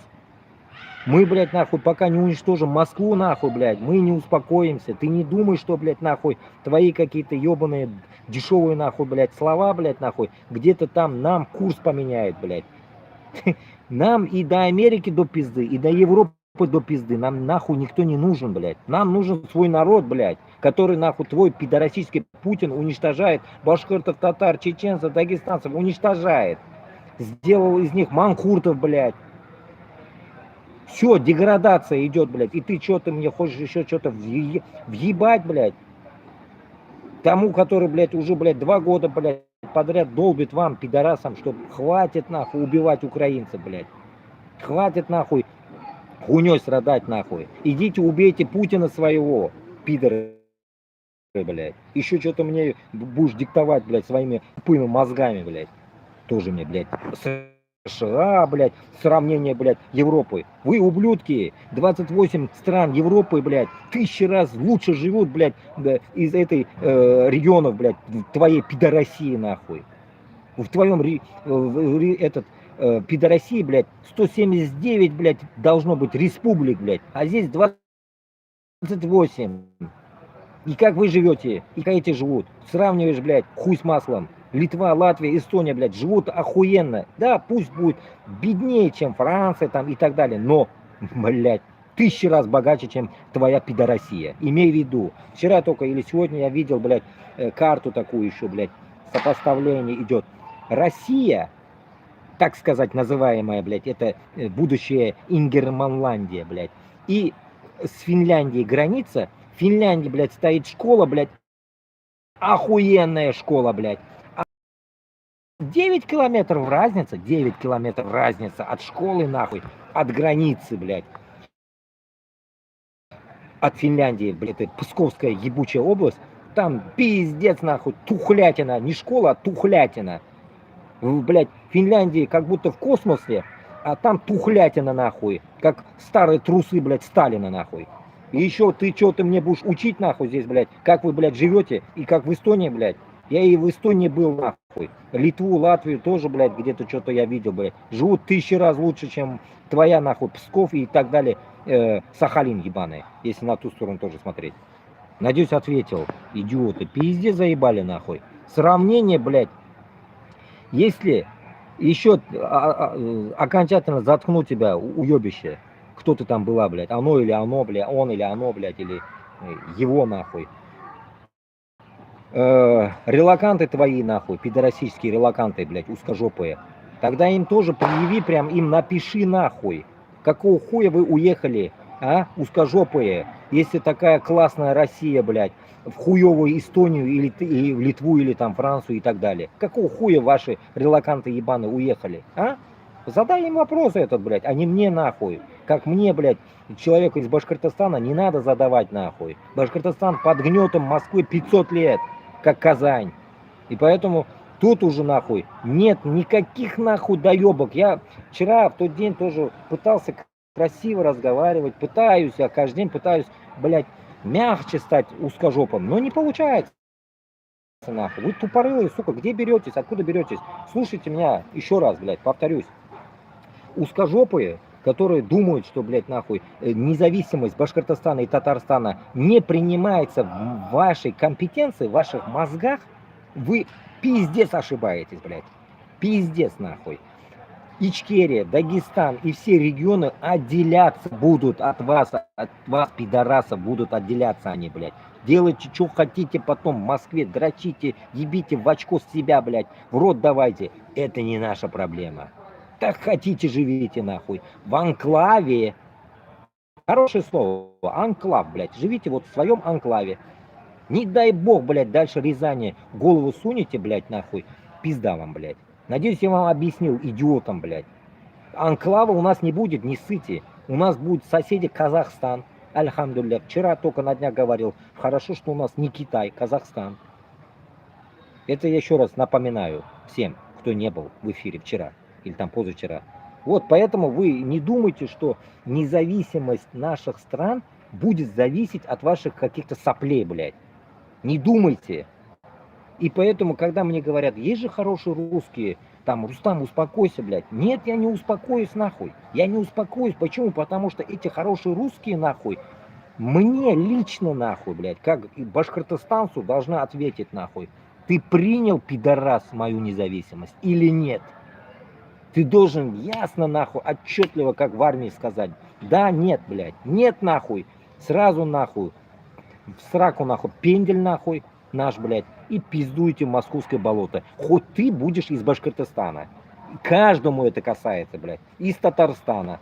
И из тех земель, которые мы заберем, блядь. Там тоже будет касаться Челябинск, Екатеринбург. Всем будет касаться. Не дай Аллах, вы не примете нахуй нашу независимость, блядь. Башкортостана, Татарстана, вам пизда. Ичкерия и Дагестан сами будут разбираться. За них я не могу ответить. Вот за наши земли я буду отвечать. Буду отвечать то, что рядом, что находится, за все. За чувашев и марийцев тоже буду отвечать, которые будут нас рядом держать. По-соседски, да, за них тоже мы врубимся, потому что их мало, мы будем поддерживать их, как истинные мусульмане, а не вас, пидорасов, хороших русских, блядь, навальнистов и всяких этих уродов, которые топят, блядь, как будто бы за Россию, блядь, да, а в тот же момент всегда напоминаю, что они не хотят отдавать Чечню, нихуя себе. Чечню они не хотят, Татарстан не хотят отдавать. Нахуя, блядь, вы держите нас, блядь? Поэтому, так что вы засыпайте такими вопросами, что будет с вами завтра. Вот такими вопросами каждый день задавайтесь и засыпайте этим вопросом. И ищите ответ на него. А мы знаем на него ответ. Так что вы тоже ищите на него ответ. Правильный ответ найдите, блядь. Не будет, блядь, по-нашему, значит это неправильный ответ. Вот и все. Идем дальше. Пиздец это, блядь. Финансировали, блядь. Финансировали, нахуй. В чем суть трансляции, подскажите? Ну, блядь. Ну, вроде я даже сегодня не поленился, написал название темы сегодняшнего эфира, блядь. Шарафутдинов и Кашапов. Если что-то вам это не говорит, не сидите, идите нахуй с моего канала. Проблем нет. Идите смотрите что-нибудь там. В порно-сайтах посидите, блядь. Я не знаю. Где-нибудь там. Так.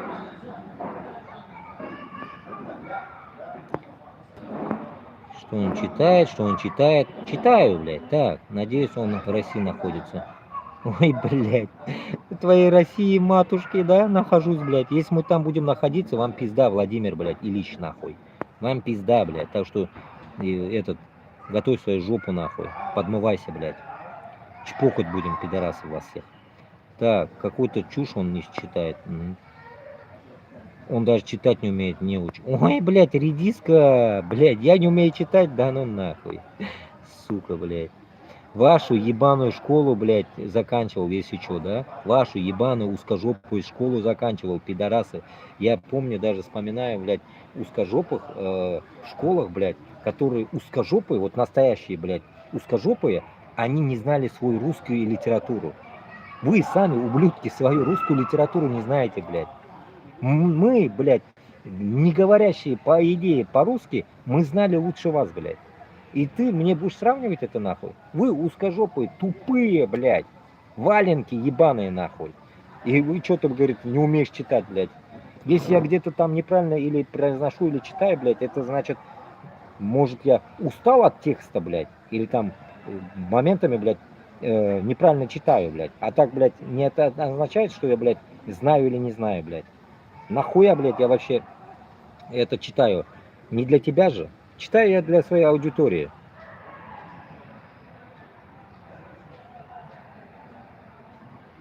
Он упоминает Аллаха и матерится. Понятно, все с ним уже.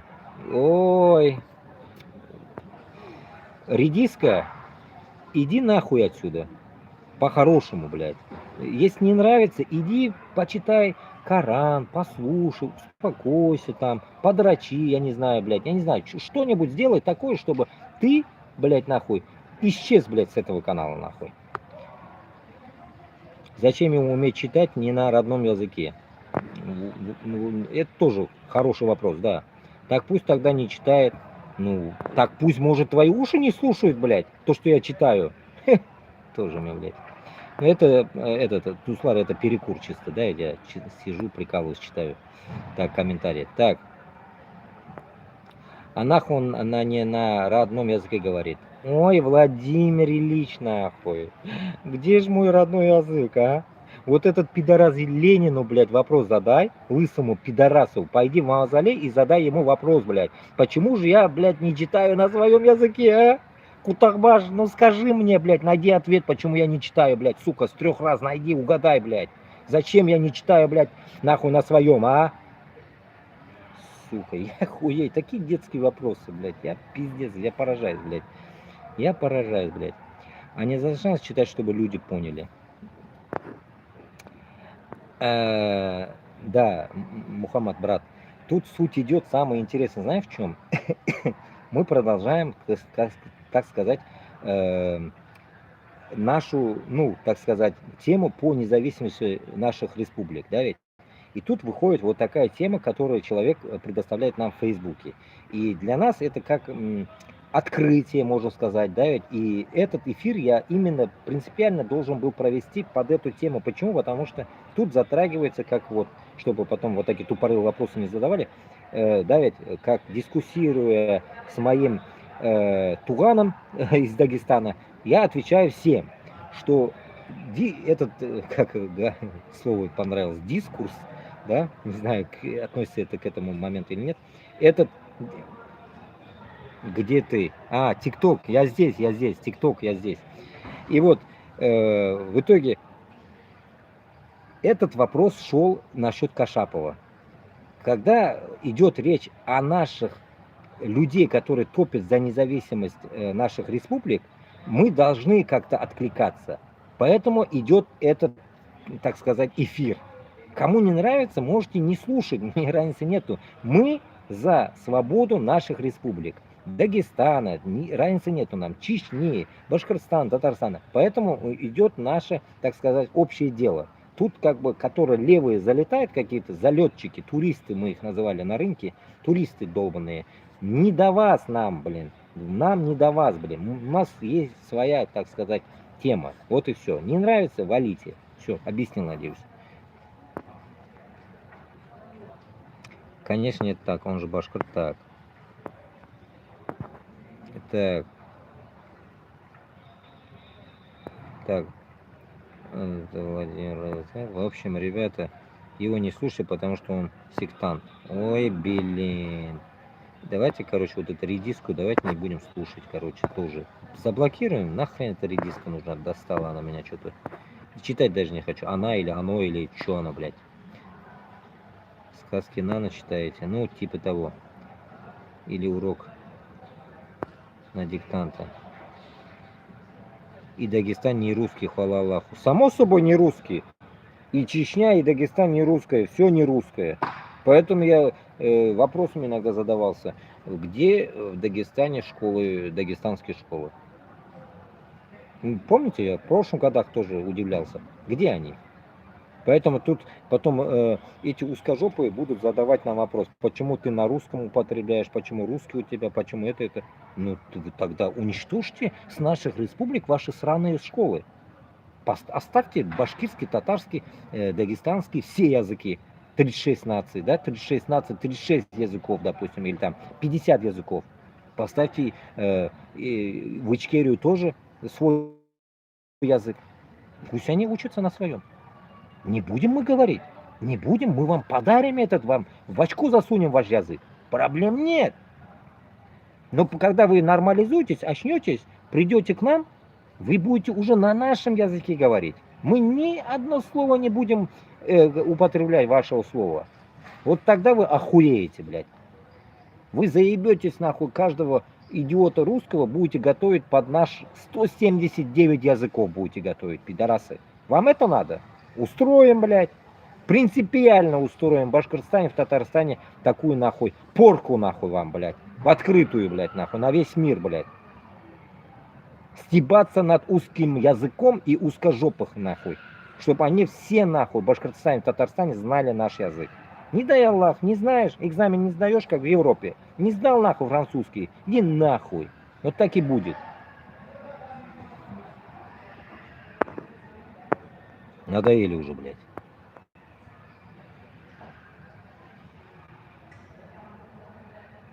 Муха, да пофиг вообще, русский, не русский, это вы, нацики, загоняетесь по этому поводу. Эй, Владимир Ильич, нахуй, мы не нацики, идиот, блядь. 1-2 дня посиди на моих каналах, почитай мой канал, блядь. Если ты нормальный русский, блядь, будь нормальным русским, блядь. Как всегда я говорю, за жопу начни отвечать, блядь. Украинцам кто днем дал, блядь, вот за жопу начни отвечать, блядь. Если ты русский, ответь за то, что ты русский, блядь.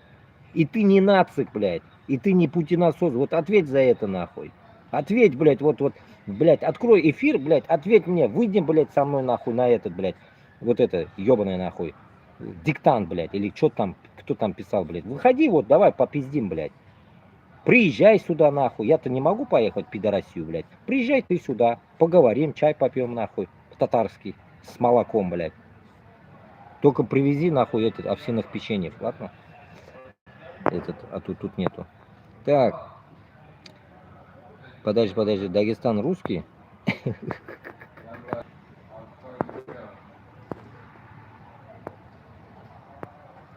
Мне вообще пофиг, веришь, нет? Ну, не знаю, Владимир Ильич, если тебе все пофиг, ну за хрена ты тут тогда сидишь, мозги канифулишь нам, блин. Иди спи. Отдыхай давай. Где Русская Республика в рамках Федерации? Так, кто-то меня приглашает в ТикТоке на эфир, я не могу выйти. Так. У меня мама татарочка, отец русский, делаю жизнь лучше вокруг себя, а на остальное мне плевать вообще. Но если ты метис, ну вот будь как я, блядь. Будь мужиком, блядь. Ответь на все твои нации. Вот смотри. Вот интересно, в тот день, блядь, хуй один писал татарский русский, блядь. Ты был в этом эфире или нет, или ты первый раз? Этот татарский русский заебал то, что он, блядь, за русских. Но он говорит, я татарин, блядь. Татарский русский, русский татарин, блядь. Вот поэтому, когда люди метисы, я в каких-то эфирах об этом рассказывал. Вот интересный вопрос он мне преподнес, так сказать. Ответ давайте интерпретируем сейчас на ходу. Мама твоя татарка, да? Получается, сейчас пытаешься, блядь, стебаться надо мной, как над татарем. Давай, я не буду все две нации не буду говорить. Буду близок к тебе, блядь, так сказать. Очень близок. Татарин я. И тебе говорю, твоя сторона русская дрочит нахуй Татарстан, блядь, и Башкортостан. Не говоря о других нациях. Как ты себя поведешь? Тебе ты сверху написал, мне пофиг вообще? Вот именно. Если тебе вот такому метису пофиг, блядь, манкуртам еще дважды пофиг. Хоть они чистые татары или башкирты. Поэтому и тут есть ответ адекватности людей. Как ты воспитан, блядь? Если у тебя мама татарка, да ведь, если она не манкуртка, значит ты должен был нормально воспитаться. Почему? Потому что я сам себя тоже со стороны мамы могу сказать, что я татарин. Чистый татарин могу сказать. Мама у меня чистая татарка. Исходя от этого, во мне что-то нет уже такого, что, блядь, нахуй, я почему-то топлю за русских, блядь. Почему ты топишь за русских? Ты должен обосновать эту тему. Почему ты за татар не топишь, блядь? В данный момент, нахуй, русские чмырят татар, блядь. Почему ты, блядь, не за справедливость, блядь? Вот ответьте мне все метисы, блядь, заебали вы уже. Наполовину там такой, наполовину такой. Я думаю, мне дохуя таких я видел в жизни. Вы все метисы. Вот ответьте тогда за то, что где справедливость, блядь? Ну явно ты, блядь, по твоим смс-кам понимаешь, что тебе вообще похуй все. Так легче отмазаться. Так легче, нахуй, жить. Потому что твой Путин, нахуй, русская твоя сторона, блядь, сейчас убивает украинцев, блядь. Так охуенно, блядь. Любой дурак может так отмазаться. Это не по-мужски, блядь. По-мужски это когда ты начнешь, вот опять показываю, за жопу свою, джим-джим, чтоб не делала, за жопу надо отвечать. По-мужски. Сказал, сделал нахуй. Или не говори нахуй.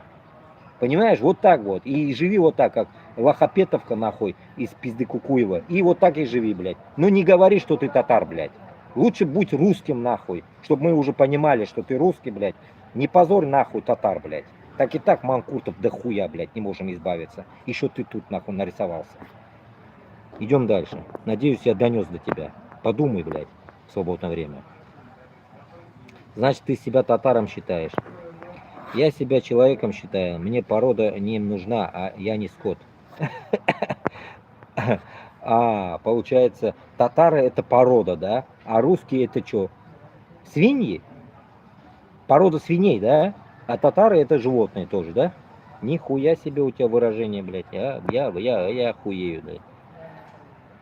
Татарский знаешь отчасти. И узбекский знаю. Да ебаный стыд, нахуй. И это пиздец, нахуй. Как переводится свободы на татарском? Люблю и уважаю все нации. У меня друзья русские, татары, казахи, башкиры, т.д. Живете в мире и в согласии. Живите в мире и согласии. Ну, ну, ну. Порой иногда я в натуре, мне кажется, надо каждый, как где-то 10 или 20 минут, когда заходят новые люди, мне надо, наверное, озвучивать свой канал. Говорить, что этот канал против Москвы. То, что там живите в мире, мы знаем, хотим жить в мире. Ты это, блядь, вот это МРТ, блядь, пиши это Путину, напиши письмо. Этот Пидорович нахуй. Живите в мире, напиши вот так, блядь. Нам не надо об этом писать. Вот эти люди, я не могу понять, блядь. То ли они, блядь, вообще какие-то дауны, блядь, такие комментарии пишут. То ли что, я не могу понять вас, блядь. Понятно мы, блядь, за мир, блядь. Мы же не хотим, блядь, всех подряд резать, убивать, нахуй. Нахуй это нам надо, блядь. Лишние харамные дела делать. Так и так мы в хараме живем, блядь. Еще руки в крови, блядь. Нахуя? Если бы мы хотели руки в крови, мы остались бы там. Я бы не съебался бы из этой пидорасии, нахуй. И пошел бы чпокать украинцев. Но я же здесь. Я вам наоборот говорю, что вы ни хуйней не страдали, блядь. Успокоились, блядь. Удивляюсь, вот такие комментарии порой пишут люди, которые то ли, блядь, не в том мире живут. Поражаюсь над такими людьми, блядь. Как узбекский, как и татарский. Понятно, короче. Да, могилам поклоняются. Суфисты. И просят своих шейхов, а не впрямую с Аллахом. Вот. Почему я эту фишку знаю? Потому что этих суфистов хуево туча, оказывается, блядь, в России, блядь. Хуево туча, блядь. Я просто охренел, эти суфисты, блядь. Конченые какие-то люди. Мне попадались люди. Говорит, я, говорит, типа, у своего муллы, что ли, спрошу, говорит, что можно делать, а что нельзя. Я просто охренел, блядь, тогда. Потом я начал копать, гуглить туда-сюда, потом... И это слово такое противное, я его забываю, всегда путаю с аляфами. Аляфы, суфисты, постоянно слово путаю. И мне приходилось всегда гуглить. И тут такой дичь. Да, я сегодня прочитал суфисты, не суфисты, короче. Ну, короче, одним словом, сектанты. Сколько течений нам было обещано? 79 или сколько течений там? Вот одно из течений, короче, я так считаю. Альхамдулля, мы сунниты, мы, альхамдулля, ахли сунна, сунниты мы, альхамдулля, мы насчет этого, мы ни налево, ни направо, нахуй, расстрел, блядь. Альхамдулля, вот за это я отвечаю за свою жопу. Вот. Да, пусть где-то звучит грубо, вы насчет этого там не надо докапываться до меня. Имеется в виду, честными будьте, честными. Вот, допустим, люди бывают в исламе нечестные. Потом из-за них мы страдаем. Вот этого чтобы не было. Так, да. Как будет свобода на татарском языке, так да хрен знает. Скажи, может, вспомни. А я-то откуда знаю татарский?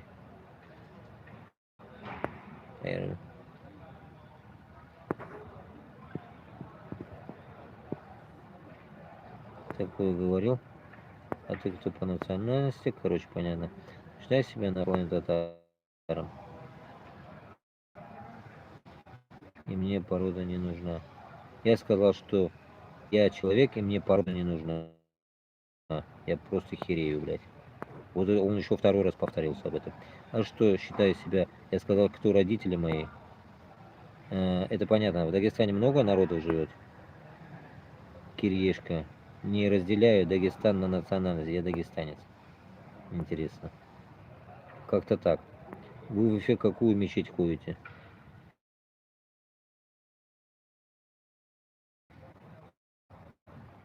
Не, я у автора трансляции.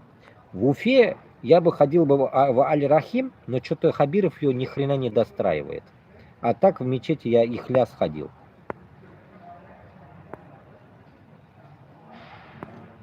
Ихляс на пересечении вот это, как это, короче, дорог вот этих всяких. Так. В смысле, зачем мы делаем на улице намаз? Весь мир для нас, мечеть будем читать намаз там, где захотим. Вот именно. Ичкерийцев имеет в виду. Так, понятно. А что ты там матом кроешь? А ты поймешь без мата. Ты сам откуда вещаешь? Я вот из этого базы вещаю. База, прием. Я в базе, на базе. А ты поймешь или ты себя выше Александра ставишь?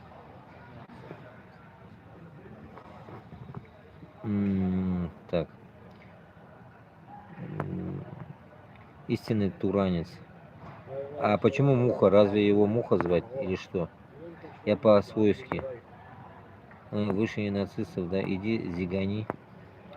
Ты наговорил себе на статью, твой электронный адрес скопирован, и найти тебя не составит труда. Говорю, как с одной ФСБ. Ну, ты не сигалебулёнда нахуй с этим электронным адресом, блядь. Я там телефон тоже написал. Не забудь, ладно? Обобщение фашизм. Да хоть ебанизм, блядь. Так, Владимир по-свойски не надо, у него прекрасное имя Мухаммад. Будь добр дописывать буквы, неплатные же они. Вот именно. Говорит одно место. Так, по-моему, ты тут про нацию больше всех кричишь, как нацист. Я, что ли? Да у меня, блядь, все сайты, эфиры про это, блядь. Узкожопых нахуй, блядь. Всех будем нахуй, блядь, кастрировать, если вы не признаете нашу независимость. Все, вот, что вам не ясно-то, блядь. Мы вам 1000 раз уже говорили, съебите свое московское болото. Из Башкортостана и Татарстана. Если любите нас, остаетесь. Не любите, идите нахуй. Мы вас тоже не любим. Вот и все. Вот это и есть, блядь, честное нахуй, правдивое нахуй. А это для вас нацизм? Ну тогда у вас Путин тоже, значит, нацист, блядь, который кончает вслепую нахуй наших и еще вдобавок украинцев. Так что, блядь, нацизм ищите у себя, блядь, в пидорасии. Не надо нахуй нас приписывать к этому. И еще, добавлю.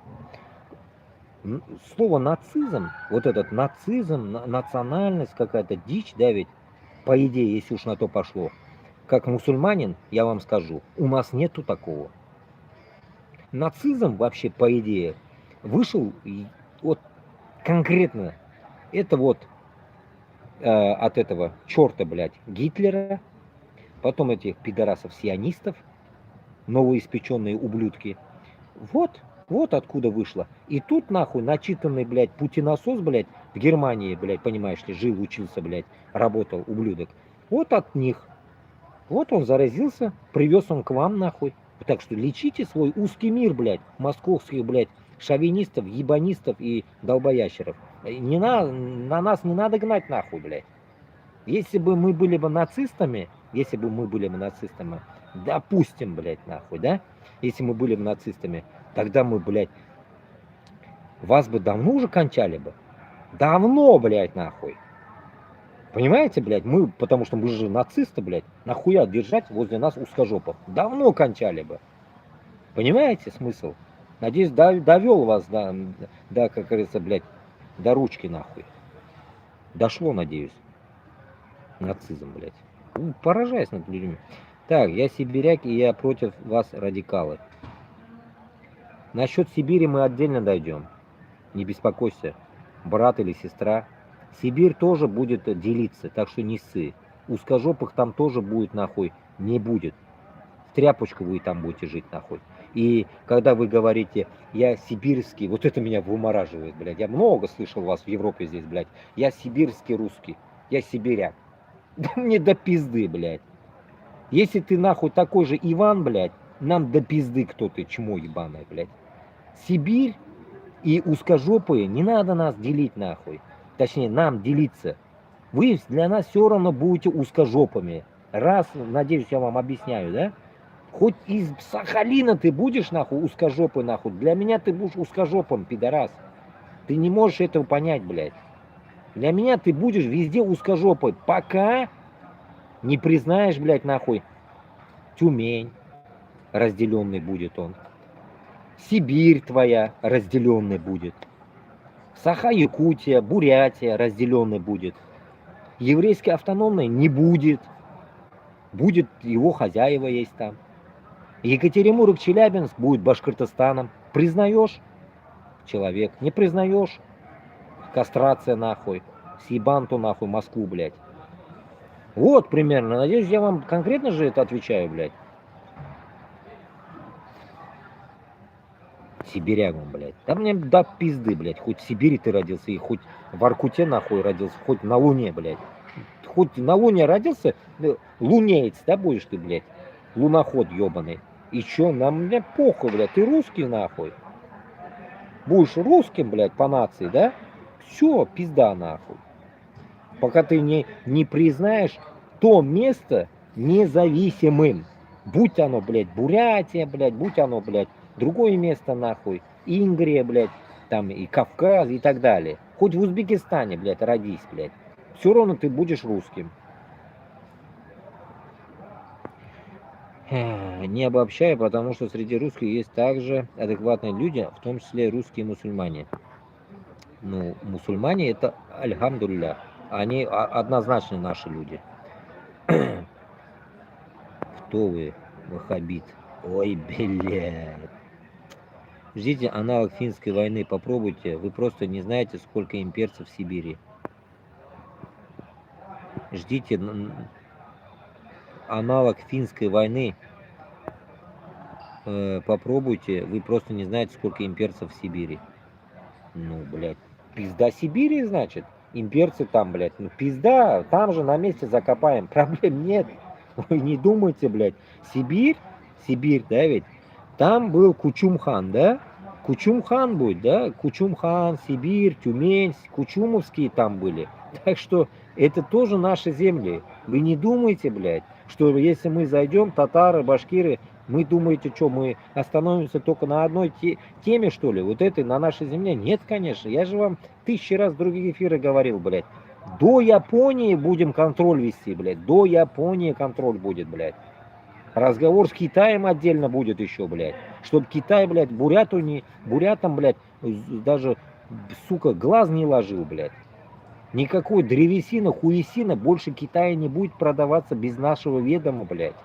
Вы не думайте. Мы же не из вашей территории, блядь, нахуй, будем что-то брать, блядь. Это все наши территории. Если мы будем копать историю дальше, до Тартарии, блядь, это все наше. С Казахстаном вместе. Просто пополам поделимся с Казахстаном. Татар, башкир, казах поделит пополам всю Россию, нахуй. И пизда вам всем, блядь. Уёбки, блядь. Вы что, ебанутые, что ли? С нами шутить решили, блядь. Это мы сейчас, блядь, в упавшем состоянии. Почему? Потому что 500 лет, нахуй, наши деды все в рабстве живут, блядь. В рабстве. Поэтому мы вам объясняем, что это рабстве конец, нахуй. Мы поставим конец этому рабству. Вы вот этого не можете понять, блядь. Просто херею над такими людьми, которые до сих пор верят, что, блядь, русские это сила. Русских нет силы. Это вы нашими манкуртами в силе. Вас нет в силе вообще, блядь. Нигде. И в Чечне были наши. В Чечне тоже наши были. Вот в чем печалька. И когда я вам прочел этот текст ебаный, я прочел вам, то в этом тексте нахуй идет речь о том идет, что сейчас, секунду, выдерну-ка я.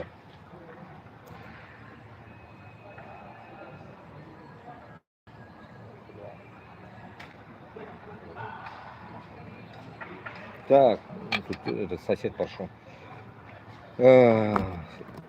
Речь идет о том, что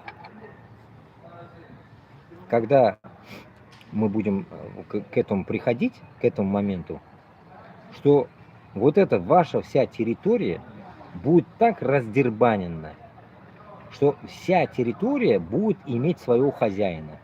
И не нужно нам, блядь, говорить постоянно о том, что вы где-то там хотите сделать, так сказать, Россию без Путина. Россия без Путина само собой будет, но только в московском болоте. Как, ну только вы его будете Россией называть, или Урустаном, или узкожопая страна, я не знаю, как вы будете его называть, блядь, но вы точно его будете называть по-другому, потому что вы будете вот такое, нахуй, маленькое, нахуй, московское болото. Не больше, блядь. Идем дальше. Ваххабит. Причем тут ваххабит, блядь? Только что объяснял до этого, блядь, минут 50 назад, блядь, что я против, блядь, всяких игилов, блядь, против всяких сектантов, пидорасов. А он говорит мне ваххабит, блядь. Ты хоть обоснуй, что такое слово ваххабит? Ты знаешь хоть что-то такое вообще, нет? Так. Рожу умой, отвечать решил он за всех. Берабангон. Бега-бег-бангон, блядь. Так. Умой, блядь. Умой сама так. Кто такие ваххабиты? Галимафан. Ой, блядь. Тут дичь какая-то. Блядь, эти комментарии что-то не заканчиваются. Ёбаный в рот. Эфир у меня этот в комментариях превратился. Так. Есть такие провокаторы, как этот. Сидят в стримах Ергали, Дид, Микола. И не мало таких чертей. Я за свой народ, но я не превышаю свое над остальными. Также и не принижаю. Немного ли на себя гребешь? Ты чё такой злой? Я разве тебе нагрубил? Или что? Не вариант нормально ответить на вопросы. Блад. Саумесис Саума.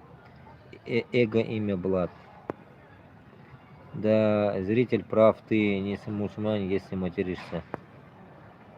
Так, тебя тоже надо заблокировать за грубость. Фу, блядь. Сами называют свой русский язык и при этом удивляются, почему вы не разговариваете на своем. Как этих людей называть, я не знаю. Вот я говорю, Мухаммад, брат, они, сколько я уже устала им говорить, то жалеют свой русский язык, то доебываются до моих узбеков в России, почему он русский не знает. Пидорас Безруков на днях что сказал?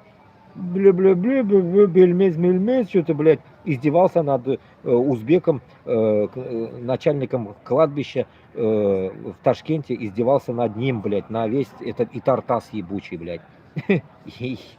Вот, вы придурочные узкожопые, ответьте мне, блядь, вот как узбеку, ответьте, пидорасы. Где мы, нахуй, где мы что-то вам, блядь, сделали такого, чтобы вы... То, блядь, русские жалеете, блядь, мне. То, нахуй, говорите, что мы не знаем, блядь. Вы определитесь, пидорасы. Определитесь, что нам делать. А? Вы же, блядь, пытаетесь быть хозяином Узбекистана даже, блядь. Сука, поехал он, блядь, Есенин, нахуй, час ночи дарить цветы. Нормальный человек час ночи в кладбище ходит, нет? Сука, люди в кладбище ходят, по идее, по каким-то дням, там, допустим, там, в пятницу, может, там, сходить можно по-мусульмански, допустим, я не знаю, по-христиански, в воскресенье в церковь ходят, ну, примерно вот так, но не ночью, час ночи, идти как долбоеб без руков со цветами час ночи на кладбище. Че, ебанутый он, нахуй, что ли, блядь, нахуй? И еще вы мне будете говорить, почему русским мне жалко, почему ты на русском плохо говоришь, то, блядь, не говори на русском. Определитесь, на каком говорить нам, блядь. По идее, конечно, блядь, я это не должен спрашивать у вас, определиться, блядь, на каком нам говорить, блядь, потому что вы нам никто, нахуй, по идее, блядь. Но вы даже на это не можете, блядь, ответить нормально, блядь. 7 пятниц на неделю, долбоёбы, сука. Так, такую чушь несешь, ну вот серьезно. Да ну нахуй чушь несешь, блядь. Ты, Владимир, блядь, определись, ты татарин или русский? Чушь несу, блядь, нахуй. Я не чушь несу, я за свою жопу отвечаю, что я несу, блядь. Это ты вот мне, блядь, ответь, блядь, ты татарин или русский, блядь? Или какой-то, сука, подкидыш непонятно, ни там, ни сям, блядь, нахуй. Лунатик ебаный. Гений, только ты забыл, что и башкирам придется 170 языков учить. Пойми, блядь, башкирам, блядь, гений. Башкирам 170 языков не надо учить. Башкирам и татарам, да, ведь эти языки очень легко даются. У нас почти все наши языки будут. Казахский мы знаем, татарский, казахский одинаковый, узбекский, башкирский одинаковый, кыргызский одинаковый. Таджикский только надо нам, может, подучить, допустим, да? Мы разберемся. Таджики знают узбекский, уже нам выигрыш идет. Фарси проблемы нету. Туркменистан тоже проблемы нету. Турки, Азера тоже нет проблемы. Вы, придурки, обделенные долбоебы. Русский язык ни с чем, блядь, не сравнивается, кроме ебаных сербов, потом еще какие-то там ваши ебучие какие-то славяне, блядь. И все нахуй. И все. И то вы хуй там язык сломаете, вы друг друга еще не поймете там, блядь. Больно сильно. Понимаете? Вы даже украинский не поймете. Еще, блядь, ёб твою мать, нам еще что-то башкирам, блядь, говорят об этом. Ну, ебанутые, блядь, сука. Я вот как башкир тебе отвечу, что я смогу определиться со всеми, блядь. Бля, я херею над такими людьми, блядь. Хотя бы чуть-чуть знаете, где вообще Башкирия, кто такие башкиры, ты хоть знаешь, нет? Пишешь такую дичь. Герои из-за бугра. Ой, блядь, смех, блядь. Чай с молоком это калмыцкая тема. Манкурдик. Чай с молоком это калмыцкая тема? Ты мне как татарину и башкиру про чай с молоком говоришь? Ты уебок нахуй. Это вообще-то монгольская тема. А калмыки это кто такие нахуй? Это стадо нахуй, оторвавшееся от монголов, блядь. Чё ты еще мне что-то будешь говоришь, блядь? Это калмыцкая тема нахуй. Че, калмыки дохуя был что ли? Или сосал у них нахуй? Что, блядь, молоко нахуй не высохло у тебя до сих пор на губах. Так, мне русские говорили, что мы не имеем права жить вне Татарстана. Мы не имеем права жить вне Татарстана. Вот хорошая тема, хорошая тема. Как они говорили, Алсынов же не зря же сказал, блядь, бедный Алсынов сидит сейчас за это. Пиздуйте в Рязани и так далее. Вот, это и есть, блядь. Когда в Москве меня менты ловили и видели мой паспорт башкирский, там вкладыш же, Башкортостан написано. Ёпта, говорит, нахуй, он наш, Кыргызстан. Я вам рассказывал эту тему. Он говорит, из Кыргызстана. Эй, ебан, блядь, там написано Башкортостан. Он даже не смотрит. Все, думает нахуй. Он даже свой паспорт российский не может распознать. Вот такие менты у вас, нахуй, москалятина, работают у вас, блядь. Говорит, нихуя, он наш, блядь. И думает стрясти с меня, блядь. Хуяс, потом я говорю, вы ебанутые, блядь. Башкортостан вот здесь, нахуй, сука, Россия. Они не знают, где Башкортостан, блядь. Вы что, ебанутые? И вы мне тут, дятлы ебаные, что-то будете мне учить, нахуй? Как человеку из Башкортостана? Дальше Москвы, блядь, вы же, сука, не знаете даже, что где находится у вас, блядь. После этого вы говорите, вы россияне. Хуй вам сраку, россияне, блядь. Вы карту когда открывали, ублюдки, блядь. Карту, блядь, откройте, земли, блядь, сука. Яндекс карту ебаную вашу, блядь, откройте. Посмотрите, где что находится хотя бы. Не позорьтесь уж, блядь. Чмошь, чмырье нахуй, лаптоебы ебаные. Пиздец нахуй. Кто говорил так? Я в любое татарское село заезжаю и как дома. Пойми, ты не попадал в подобие нас, блядь, людям. Конечно, ты дома. Ты пока в России, ты дома. Но когда мы будем отделяться, ты уже так не сможешь заезжать. Пока дресс-код нахуй наш не научишься, блядь, нахуй, татарский язык, блядь. Ты заебешься заезжать, нахуй, блядь. Хоть туганларың болсын, блядь. Хоть отаң, онаң онда болсын, нам до пизды будет. Если ты не признаешь независимость Татарстана, не жить тебе там, нахуй. Не жить, объясняю я тебе еще раз, блядь. И в Башкортостане относится всем то же самое. Вы не думайте, нахуй, мы вам не Кашаповы, нахуй, не вот эти Ильшатики, которые я вам текст прочитал, да, какие-то хуй его знает, блядь, какие-то эти, блядь, ездили они в Чечню. Да я, мне похуй, куда они ездили, блядь, кто они такие, нахуй, это Ильшат, блядь, Кашапов, блядь, да похуй нам на них, блядь. Мы вот молодые будем вести свою тему, нахуй, блядь, как разъебывать Москву, нахуй, по новой стратегии, блядь, нахуй. Сюсюкаться мы не будем, нахуй, хуйней страдать, блядь. Как они, блядь, 30 лет, нахуй, мыкаются, блядь. Да что ты можешь донести? А что доносить-то, блядь? Я доношу, альхамдулилля. Пока Аллах мне дает дышать, я доношу вам. Если ты сидишь тут, значит, доходит до тебя что-то. Если не доходит, ну, уебывай отсюда.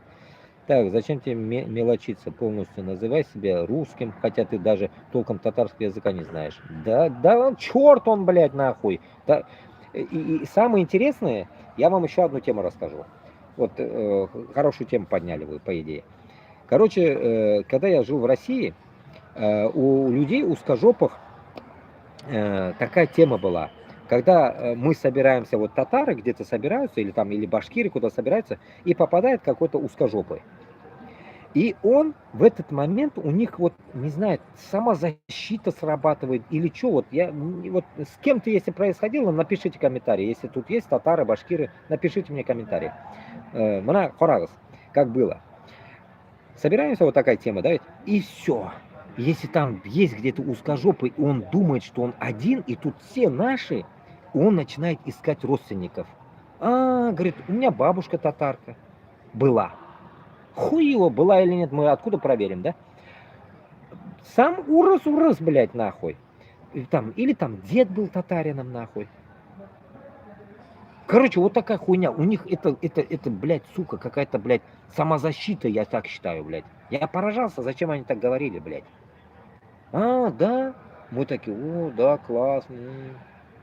Вот так, ну, мы же в то время мы не понимали, там, что такое Москва, что такое хуйня, вот это, мы же не понимали, ну да, мы же все-таки люди, блядь, добрые, блядь. И мы, окей, да, мы, блядь, мы же не нацики, как тут мне пишут, нацик, блядь. Мы все принимали, блядь, урос, похуй нам бы что, поржать лишь бы, блядь, урос, нахуй. И тут, блядь, он как бы включает свою самозащиту и говорит, у меня бабушка или кто-то был татарином, блядь, или русским, или там башкиром, или что-то в этом роде. Блядь, им это нужно подсунуть, чтобы как будто бы то ли уважение появилось, то ли что. Нахуя они это делали, я не знаю, блядь. А узе, как у нас говорят, жир урос узе, блядь, нахуй. Чистый урос, блядь. Без битинда чистый, вот так говорим, чистый. Чистый урос инда, блядь. Вообще даже урос не говорим. Моржа битинда, блядь, моржа. Моржа это урос, блядь, по-нашему. Такой, более обзывающем виде. Моржа. Моржа это типа, блядь, урос нахуй. Ну, такой, сука, типа. Типа того, блядь. Вот понимаете, вот смысл. А тут нахуй он гонит, блядь, что он татарин, русский. Ну, из этой категории, наверное, тот, который татарский, русский, наверное, он дрочит нас сегодня своими комментариями. Так, читаем его. Зачем мне татарский знать, если вся моя татарва русский знает? Это раз. И мне, и два, не говори, как мне и что делать, окей? И два, мне не говори, как мне и что делать, окей? Мухаммад, ну я чисто вы тут разговаривали, поэтому я пока его оставляю так сказать, почитать его мысли, да, подумаем, поразмышляем. А так я считаю, что это дичь конкретная, то, что у него татарва русский знает.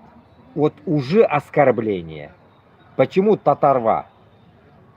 Давайте вам про татарву, слово татарва расскажу тоже.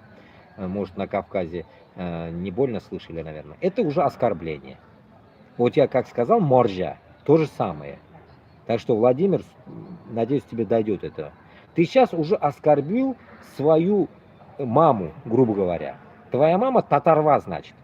Вот эта татарва перееблась с твоим отцом, появился ты ублюдок. Понимаешь, да? Вот теперь представь такую тему. Кому-нибудь из наших категорий людей скажи вот такую тему. Блять, мы никогда такую тему не проведем, блядь, как-то вот так. Даже не для прикола даже такую тему мы не скажем, блядь. Может, где-то между собой пошутим, блядь, но не на весь эфир, блядь. Говорить, блядь, татарва, блядь, и русские, блядь. Нихуя ты, блядь. Вот это и есть, что ты, блядь, узкожопый нацист, блядь. Доказывает по этим словам твоим, блядь. Ты можешь отмазываться, не отмазываться. Вот это и есть твоя нацистская хуйня, блядь, внутри.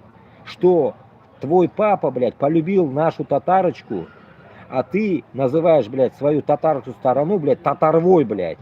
Ну не ублюдок ли ты, блядь? Обоснуй вот мне теперь вот на него у меня ответ, блядь. Нормально, блядь. Что ты думаешь? Как мужик, блядь. Понимаешь, так нельзя. Вот, допустим, был бы у меня... Вот, даже я рассказывал, Мухаммад, ты в курсе, давно ты, как говорится, с нами. У меня племянники дагестанцы. Племянники у меня дагестанцы. У меня сестренка вышла за дагестанца. Да, тяжело моментами у них было. Но, альхамдулилля, вроде живут. Но не в этом же суть. Явно кто-то из них когда-нибудь такую дичь не скажет. Моя мама татарва же, а отец дагестанец. Блядь, ну явно такая хуйня не произойдет у них, понимаете? Даже у меня такой темы нету, блядь. Я никак бы, ну, в голове у нас не вписывается. Вот у меня тетя украинка. Тетя украинка, я что, своим сестрам скажу, получается, получается, мама, получается, с этого, да, с нацистской страны, да, типа, русские же считают, что нацисты, а не украинцы, да, вот, нихуя себе, моя сестра, получается, наполовину нацистской крови, вот так, да, примерно, понимаешь, вот так оно звучит, блядь, вот так звучит, блядь, поэтому, когда ты, блядь, наполовину, ты хоть обоснуй, блядь, сука, что ты, блядь, не нацист, блядь. В конце-то концов, это твоя мать, блядь. В конце-то концов, ты родился от нее, не от папы, нахуй. Папа что, сунул, вынул и ушел, блядь. Рожал твоя мать. Я херею, блядь. Просто херею. Было бы чуть-чуть как-то наоборот, отец татарин, мать русская, ты бы сказал бы, вот, татарва мой отец, блядь. Ну как-то, блядь, тоже странно. Но тут твоя мать татарка, и ты говоришь, татарва моя такая, нахуй мне знать, блядь, татарва твоя знает русский. А какого хуя ты тогда не знаешь татарский, блядь, если ты из этой татарвы, блядь, вылез, блядь? Из пизды татар вылез ты. Какого хуя ты, блядь, не знаешь татарский? Объясни мне, блядь. Как татарину, блядь. И вот как я татарин тебе вот к этому подзываю. И поражаюсь вот над такими людьми, бля, я охерею порой, что не замечая люди, создают свою вот эту нацистскую ситуацию, не замечая. Пример приведу. Постоянно мы видим русскую общину. Русская община по Москве гуляет. Русская община, мы русские. То же самое было в Уфе. Помните, в Уфе Габбасов 1000 раз сказал, какого черта тогда это все проглотили. И потом какие-то пацаны, помните, вытащили флаг, сказали, мы башкирты, там что-то такое, блядь, и там порвали флаг этого. Потом, блин, заставили извиняться, что-то делать под камеру. Помните? Почему вот эта тема проглатывается, а узкожопые защищаются? Ну, мы-то знаем ответ. Это я так просто вам вопрос задаю. Мы-то знаем ответ, понятно. Нацизм. Ненавидят башкиртов. Подавно татар тоже. В Татарстане, в Башкортостане такая дичь. Когда девочки маленькие в хиджабе сидят в Татарстане и говорят, поднимите руки, пойте, я русский. Поднимите руки, я русский. Нихуя себе, блядь. Деградация, нахуй. Нацизма, блядь. Прям в очече, нахуй вам. Въебало вам суют это, блядь. После этого вот такие, блядь, ублюдки, блядь, подъебыши, хуй поймешь, откуда, с какой ситуации они вылезли, нахуй. И вы нам будете говорить, я как бы топлю, блин, там, за мир, блядь, и так далее. Какой нахуй мир, блядь? Нет мира, поймите, нет мира, блядь, если вы вот в таком рассуждении, нет мира. Мир будет только тогда, когда у нас будет независимость. И когда вы нам говорите, еще приплетаете к тому, что вы же себя переебете там, ну, грубо говоря, да, вы сами передеретесь туда-сюда, Кавказ нападет Татарстан нападет еще куда-то, блядь, вы переебетесь, блядь. Поймите одну вещь. Если бы вам было бы безразлично это, переебемся мы или не переебемся, то вы бы нас отпустили бы. Но значит, вы не хотите нас отпускать и создаете как будто бы такую третью причину. Это третья причина. Это не первая, не вторая, это третья. Вообще, крайняя, можно сказать, причина, что мы, оказывается, блядь, независимые страны, переебемся. Где мы переебемся, если вы, сука, нас держите? Тогда не держите, дайте себе кайфануть, чтобы мы переебались. А вы в стороне стойте, смотрите на нас. Создайте это положение, если вы, блядь, за слова можете отвечать. И тут нихуя вы не сможете ответить, понимаете? Я вам разные варианты кидаю во всех эфирах, блядь. Разные варианты сопоставляю этим узкому московскому режиму, блядь, нахуй. Ну вы начните уже отвечать где-то, блядь. Узкожопые вы есть вообще, блядь, сука, которые против Москвы пойдут. Сибиряки мы, блядь, петухи ебаные. Выходи нахуй, иди против Москвы. Почему нахуй тувинец или бурят или кто там, Саха, блядь, пошел этот мужик уничтожать Путина. Потом вы его психушку закрыли. Не помню это, Саха Якутель, кто он там был? Шаман. Шамана засунули, блядь, на полдороги. Шел ведь он, блядь, шел. Чего его тронули-то? Испугались? Одного человека сразу психушку закинули. Поэтому, когда вот люди, да, ведь говорят, что я от татар или там от башкиртов наполовину, да, ведь вы хоть нормальную сторону начните выбирать, блядь. Человеческая сторона, блядь, это ближе те, которые ближе к исламу. Хотя бы выбирай сторону ислама, хотя бы. Хуй с тобой, не называйся татарином, блядь, нахуй ты там сдался, блядь, метис какой-то уебок. Хотя бы мусульманином будь. Выбери хоть ислам, блядь. И оттуда уже исходи, блядь. Не говори нам на свою нахуй нацию свою, блядь. Просто исходи оттуда. Вот только тогда ты осознаешь, что, блядь, Путин зло. Путин зло, блядь. Миллион, блядь, уже все говорят об этом. Миллион погубил, блядь. Это миллион. Может, даже больше. Миллион положил на этой войне. 1 миллион человек. 1 миллион мужиков умерло. И тебе что-то это говорит, нет? Это говорит тебе это что-нибудь, блядь. Если ты, блядь, полупокер, татарин наполовину русский, блядь, ну ты, сука, блядь, с Татарстана сколько людей ушло. Тебе что-то это говорит? Вот я не могу понять людей, которые гонятся за своей нацией и в то же время не могут ответить за свою нацию. Ты за русскую нацию не можешь за отца ответить и за маму. Надеюсь, ответил в больно сильно расширенном виде. Татарва, так ты пытаешься оскорбить татарский народ? Вот этого вот я читаю дальше. Я сам, вот я вам и ответил, я херею, да, вот именно татарва, блин. Татарва это называли в Москве узкожопые, когда бились с татарским ханом в 1552 годах. Поэтому они назвали нас татарвой. Почему? Потому что они нас ненавидели. Ненавидели с тех пор. Потому что они думали, что мы их как бы чмырим, понимаешь ли. И они хотели отомстить нам. Такие мстивые люди, блядь. Любят мстить, блядь. И в Украину они по мести зашли, они не просто мстить хотят они. Не просто они зашли, блядь. Но фишка в другом, блядь. У них есть один прокол во всей системе. Всегда прокол есть. Что у них, у самих, блядь, в системе идет свой нацизм, блядь. Свой нацизм, который даже нас не касается. Нас не касается. И вот этот свой нацизм как бы дает вам прокол. И этот прокол, иншаллах, когда родится, может к этому времени и мы подготовимся, и мы вас заебеним. Всю Москву. И это будет.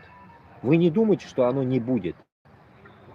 Это будет. И не надо нас причислять к террористам, каким-то этим людям. Нет. Мы именно те, которые будут спасать свой народ, блядь. И даже вас мы спасем, узкожопых, от ваших же долбоебов. Так что имейте в виду. Так что выбирайте, за кого вам топить, нахуй. За мусульман или за ваших гнилых, нахуй, коррупционеров московского болота. Вот это будет выбор за вами. Мы свой выбор уже сделали. Читаем дальше. Так, что за бол? Харам сделали твои родители, когда тебя не при после рождения. Чё не при после? И ты не нацист после этого, Владимир. Так, давай, короче. Окей. Куда пошел? Ушел он, блядь, слился он. Тут я нет желания тележить с тобой впустую это. Ну, Владимир, не пустое. Ты с Мухаммадом тоже тебе конкретные вопросы задавал. Ты будь мужиком, ответь конкретно. Но я тебе ответил уже сразу. За вас всех ответил я вам уже, блядь. За всех Владимиров и Личей, нахуй, ответил, блядь.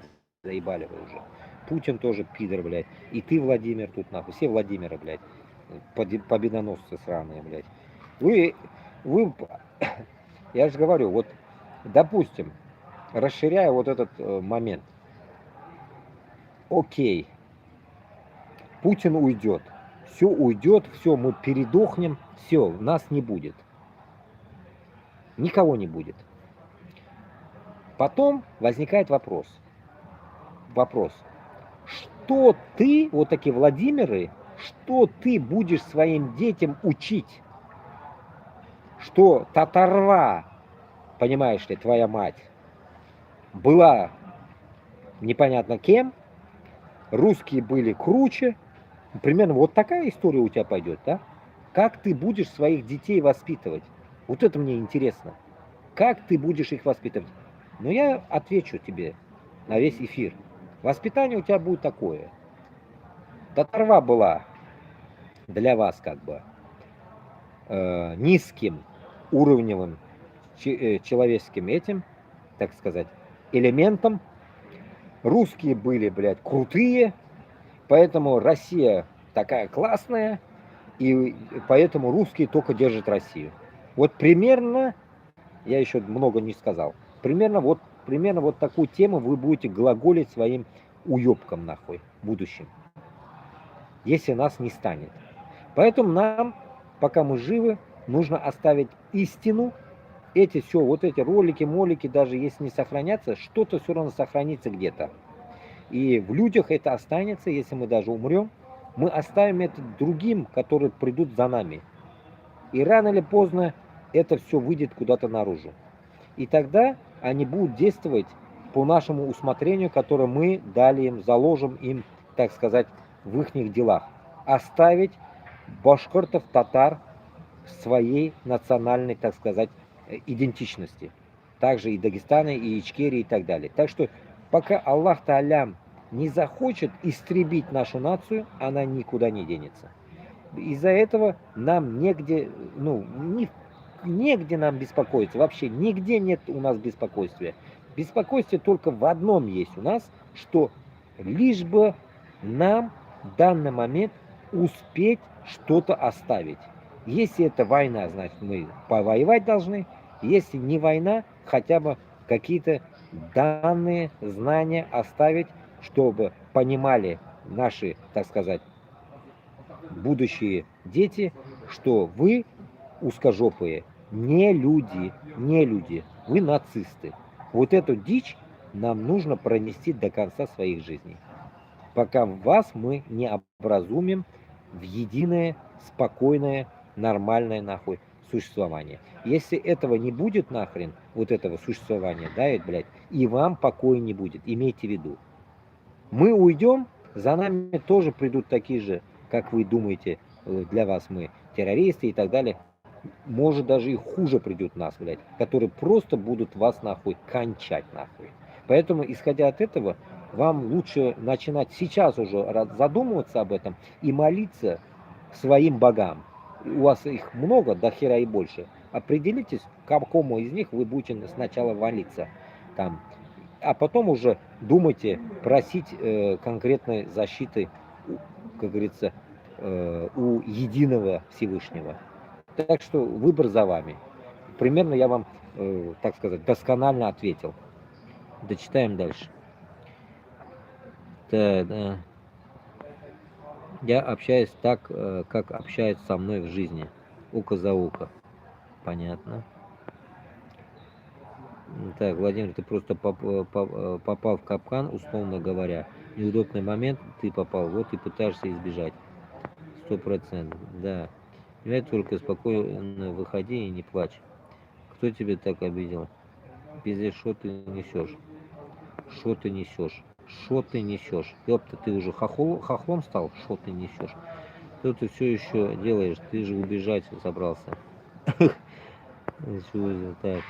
Ты назвал татарвой. Это не нацизм, по-твоему? Я же нормально попросил, что за муха. Не давай ему так назвать себя. Он так пытается задеть мою религию, назвал имя пророка Мухаммада, мир ему и Аллахом. Да. Я мусульманин, алхамдулилля, поэтому прошу не называть так. Поймите одну вещь. У узкого народа, вот этот Владимир уже 1000 раз доказал, что он не татарин. У узкого народа, вот я по армии знаю, у них привычка была такое. Допустим, придет какой-нибудь Джамшут. Все. Ему должен он кликуху поставить. Вот в армии это меня прям конкретно меня это дало. Нас кем они называли? Башкиры. У меня есть имя, а меня они называли Башкир. Сюда идем. Ты, Башкир, сюда идем. Вот так, короче, меня дембеля звали.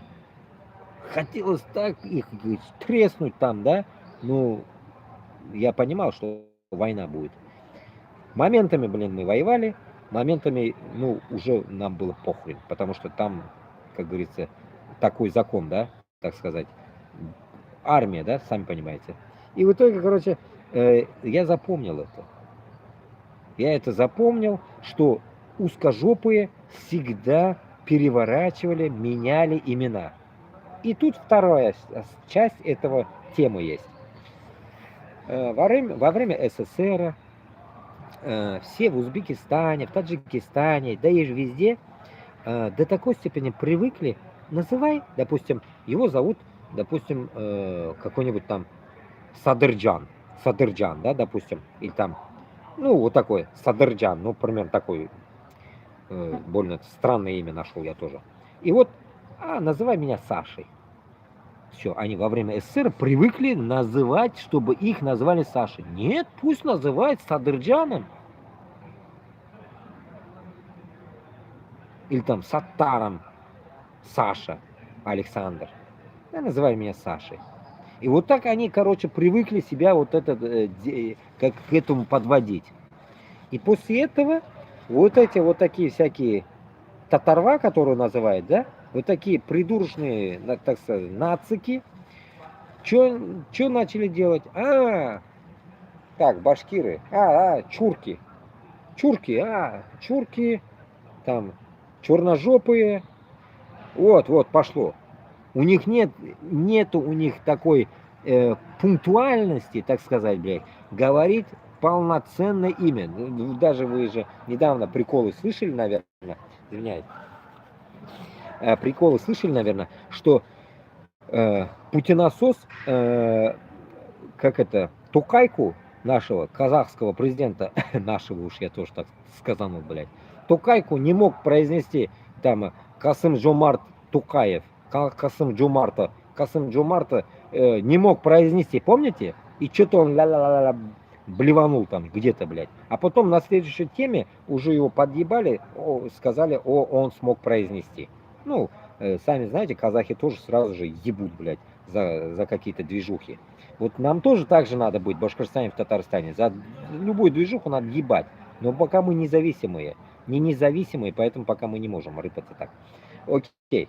И в итоге, короче говоря, после этого вы понимаете, что каждого Джамшута и Равшана, где реально можно нормально произносить, они будут искажать.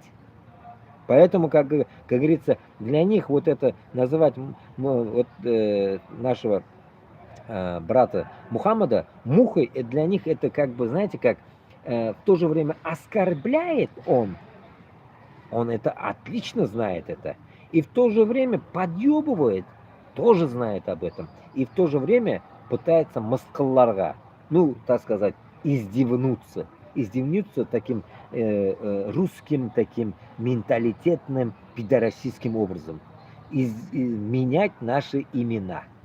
Принципиально. Почему? Потому что они нас по жизни уже у них, я не знаю, в крови, что ли, это, я не знаю, блядь, через их сраную сперму передается. Нас хотят переделать. Вот у них, у всех узкожопых нас задача переделать. Нахрена вам это надо? А я знаю нахрена. Потому что их мало, по сути, по земле. По земле их мало. Мусульман, подобие нас, очень много.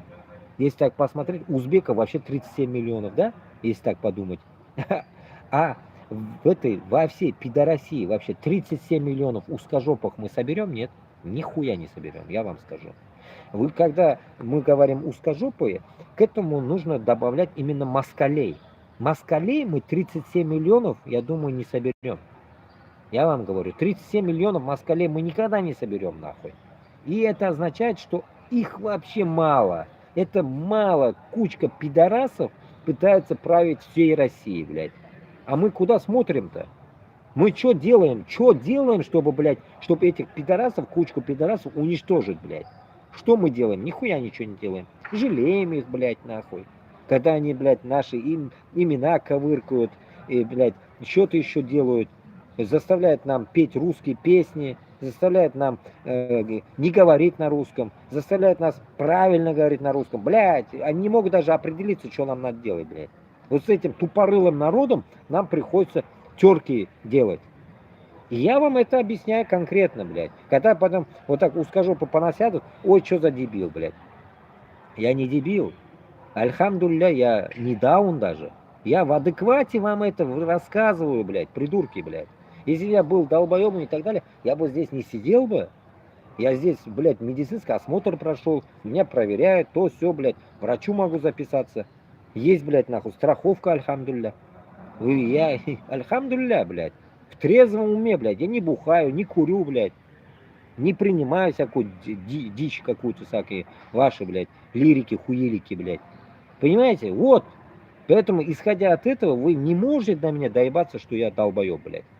Поэтому, исходя от этого, блядь, конкретно глюк какой-то идет. В эфире 10 человек. Имя Мухаммад. Вот у меня у племянника имя Мухаммад Ясин. Мухаммад Ясин, племянника имя. И получается, имя это произнести тоже будет тяжело, потому что там целый километр. Даже порой я не помню своих племянников имена. Потому что, альхамдулля, их много у меня. Так, причем здесь пророк, я же к тебе обращаюсь. Так, я тебя уже нормально попросил так меня называть. Он герой только с клавиатуры в лицо, он такое в жизни не скажет, брат. Имя тут никто не коверкает. Да.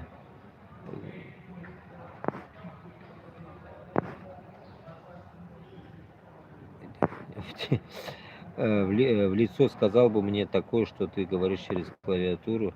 Конечно. Адрес скажи. Вот смотрите, я вам, ну, без обид я вам скажу, я же был же пару лет назад, или там год назад, эфир такой. Помните, один какой-то блогер, блин, что-то сказал против Дагестана. Я тогда выступил как за татар, да? Зачем так делать, блин, туда-сюда. Бля, я херею над людьми, я херею над людьми, когда вот реально попадают вот такие, так сказать, блядь, черти в виде вот таких Владимиров, и они, получается, вот, ну, как бы за языком, так сказать, не следят, допрыгиваются, и в тот момент тоже того татарина можно понять, но я там сказал как, что на весь эфир не надо было это выкладывать, потому что братья-мусульмане там речь идет. А здесь этот неадекват непонятен, блядь, он. То ли он русский, то ли он татарин, блин. И как бы явно верующий, неверующий мы не можем сказать. Но тот был верующим. И главное, поехали и отпиздили его, дагестанцы. И тут получается, этот сейчас в прямом эфире, в комментариях бурагозит, вот просто давит против Дагестана. Но так же не делается, блин. Понимаете? Вот где и происходит вот неразбериха того, что нацизм в лицо это называется, нацизм в лицо. Когда идет прямолинейное оскорбление, да, ведь без каких-то причин, блядь, да, без каких-то причин, блядь.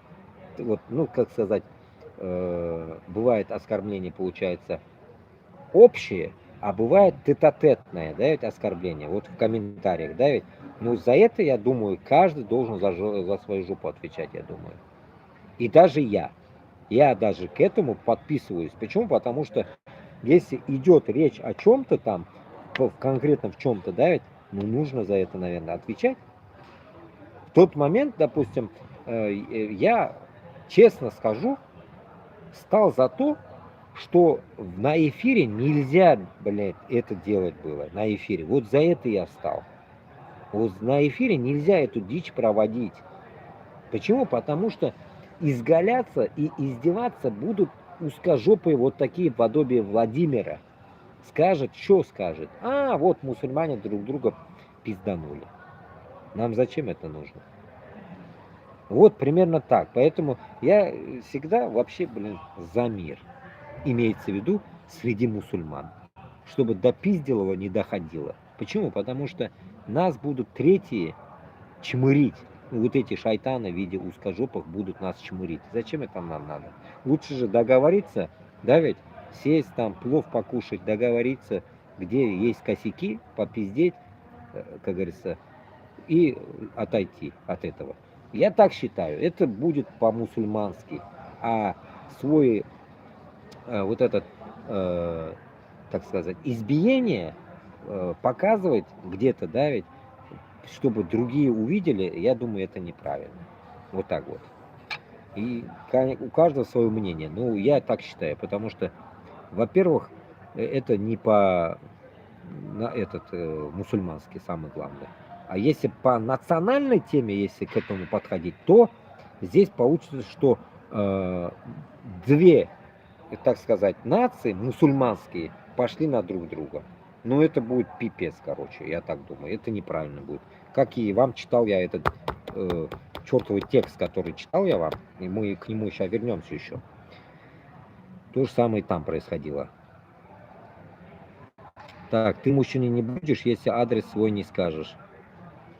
Не смеши, а? Давай это, что под ногтями.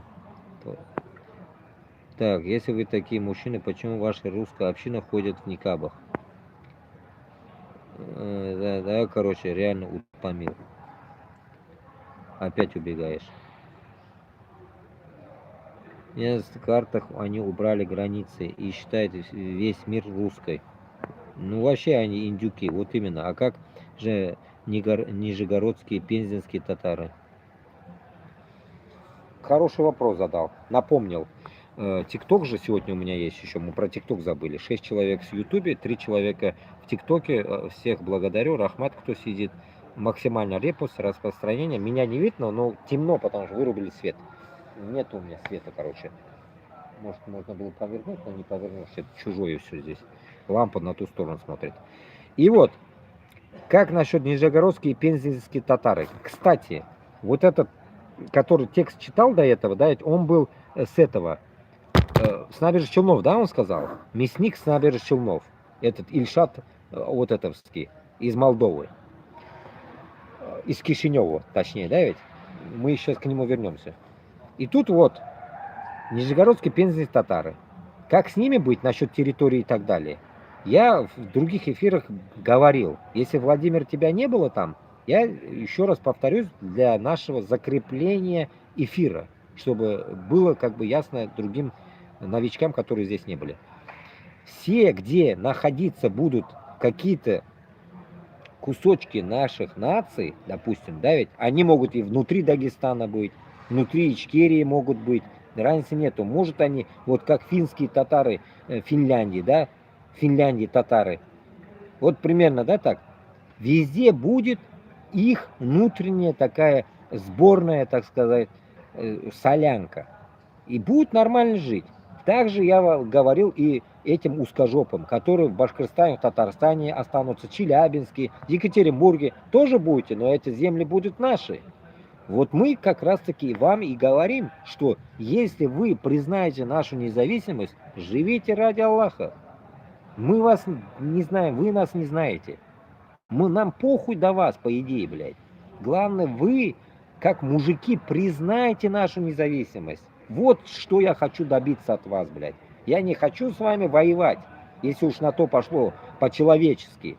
Нахрена нам эти войны, блядь? Только что прозвучало, 1 миллион положил этот путинасос. Зачем это нам надо? Мы что, не можем сесть, я как говорю, блядь, сделать балеш там, ладно, как мы татары, да, сделать балеш, плов, бишбармак, я не знаю, блядь, сесть, чай попить, покушать, блядь, договориться. В чем проблема? Можем с каждой нацией договориться, с каждой. Но если вы не можете договариваться, вы берете за ебаный свой ржавый калаш, блядь, ну что скажу, придется ебашиться с вами. Мы не будем, блядь, церемониться. Мы не то поколение, которое будет терпеть, как наши деды и так далее. Не будем мы терпеть нахуй этого. Почему? Потому что мы хотим изменить этот мир. Мы живем в 21 веке, поэтому мы хотим изменить этот мир. Принципиально хотим изменить. Почему? Потому что мы навидались до хуя стран, мы знаем, где люди живут. Здесь в Европе 28 стран, не включая Англию, там, Ирландию и так далее. Вот эти, да, ведь, грубо говоря, 30. 30 стран все живут отдельно и в дружеских отношениях. Никто никого не жрет, не убивает, не заставляет, чтобы норвежцы говорили на английском, не заставляет англичан говорить, блядь, на китайском, блядь. Что-то в этом роде. А у нас нихуя не так, блядь. Вот в чем нам надоело, блядь. Когда вы, блядь, берете в плен, допустим, другие нации, да, ведь узкожопым это вам касается, да, у вас должно было быть честные действия во всем, блядь. Вот, допустим, языковые школы. Нахрена вы полезли в наши страны закрывать наши школы? Что оно вам дало, блядь?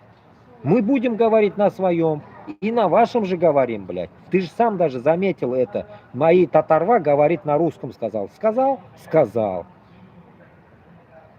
После этого вот и думай, блядь, что если твоя татарва говорит, блядь, на русском, блядь, значит мы-то умнее, вы-то тупее, блядь. Вы валенькие ебаные, блядь. Сибирские, нахуй. Только московские черти. Вот. После этого кто умнее, блядь? За 500 лет вы, суки, татарские не научились, блядь. Не говоря, что чеченские или дагестанские. Там вообще голову поломайте. Тяжелые языки там. ЦЦ, МЦ, там, пипец, там, долго учить. Допустим, я так считаю, да? Это не оскорбление, а я знаю эти языки, потому что постоянно слышу я их. Это очень тяжело, даже для моего уха, блядь, тяжело это. А подавно вам. Вы не можете, блин, тюркский язык выучить, блядь. Тюркский язык это. Это не какой-то там эксклюзивный язык, который на стадии исчезновения. А это тюркский язык, блядь, где общается весь тюркский народ, блядь. И вы не можете это за 500 лет выучить. После этого как с вами можно, блядь, вести диалог, блядь? Только таким образом, когда вы не можете, блядь, дать покоя даже тому Казахстану независимому. Заебываете вы их нахуй со своим русским миром, блядь. Заебываете нахуй украинцев. Кто-то напомнил, да, как раз сами писали, Эстония, Литва, Латвия. Вот там тоже вы заебываете своим русским языком. Вы заебали везде свой русский язык суете, блядь. Как хуй кому нужен, блядь. Как будто он такой весь золотой, блядь. Так, пиздец, переоценка, блядь, такая у вас, блядь. Высокомерие, блядь. За ваш язык.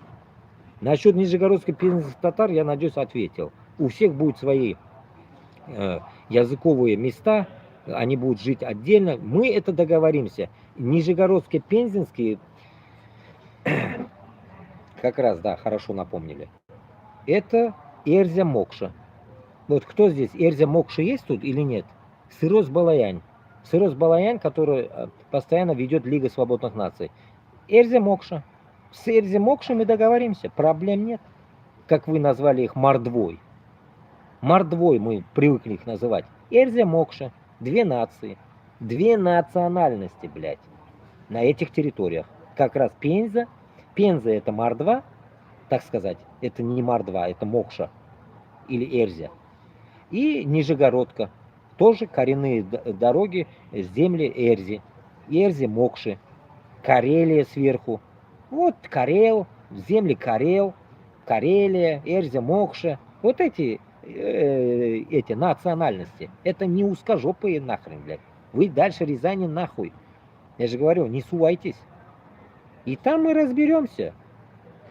И этих мокшанов, мокши, мордвы у нас в Башкортостане хуево туча. Так что мы для них отдельную школу создадим. Без Б, блядь. За базар отвечаю. Чувашей очень много у нас. Удмуртов много. Марийцев много. Вообще проблем нет. У каждого в наших регионах, будущих наших республиках, будет свои школы. Допустим, захочет дагестанец школу, будет дагестанская школа. У нас не будет запрета обучению. Это полнейший деградационный тупизм это узкого мира. Закрывать школы. Илм. Аллах Та'алям говорит, илм. Илмны Аллах говорит. Обучайте, обучайтесь, учите, наставляйте. А вы что? Вы, придурки, пещерному образу жизни ведете нас всех, блядь, в этой пидорасии. И вы потом нам говорите, блядь, что вы умные? Да нахуй. Как в комментариях увидел такую дичь. Космонавты, говорит, наши же... космонавт же Гагарин же был, говорит. Где-то комментарии, блядь, я встретил. Я не знаю, общался с вами, говорил, нет. Комментарии насчет Казахстана. Там идет сыр-бор, с Казахстаном война идет. В комментариях где-то я. А в Казахстане же Гагарин, точнее, Гагарин же русский, он же летал, блядь, говорит, с Байконура. Значит, Байконур, блядь, если нас не было бы русских, значит, Байконура не было бы. Такой дичь я прочитал один день, блядь. Это я не придумываю, где-то я прочитал эту дичь. Кто-то там возмущается в комментариях. Война идет в комментариях. Где-то. И я охуел, блядь. Ташкент они строили. Узкожопые. Блядь, там половина башкиртов, татар там было в Ташкенте. Кого только не было там. Крымских татар, блядь, все загнанные чеченцы, крымские татар. Кого только не было. Нет, говорит, русские строили. Везде русские строили. Эй, поймите одну вещь, блядь. Когда вы захватили все эти страны, кто должен строить их, блядь? Объясните, блядь.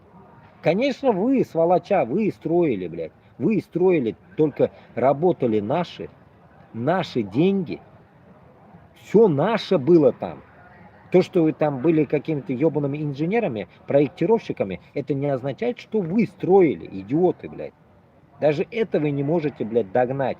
Возвышаетесь даже здесь, блядь.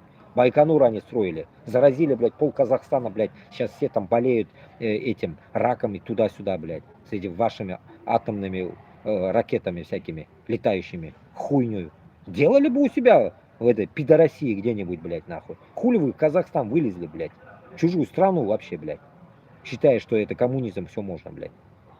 Вот вам, блядь. Вот, очевидное, блядь. Где? Давайте ответ дайте мне, блядь.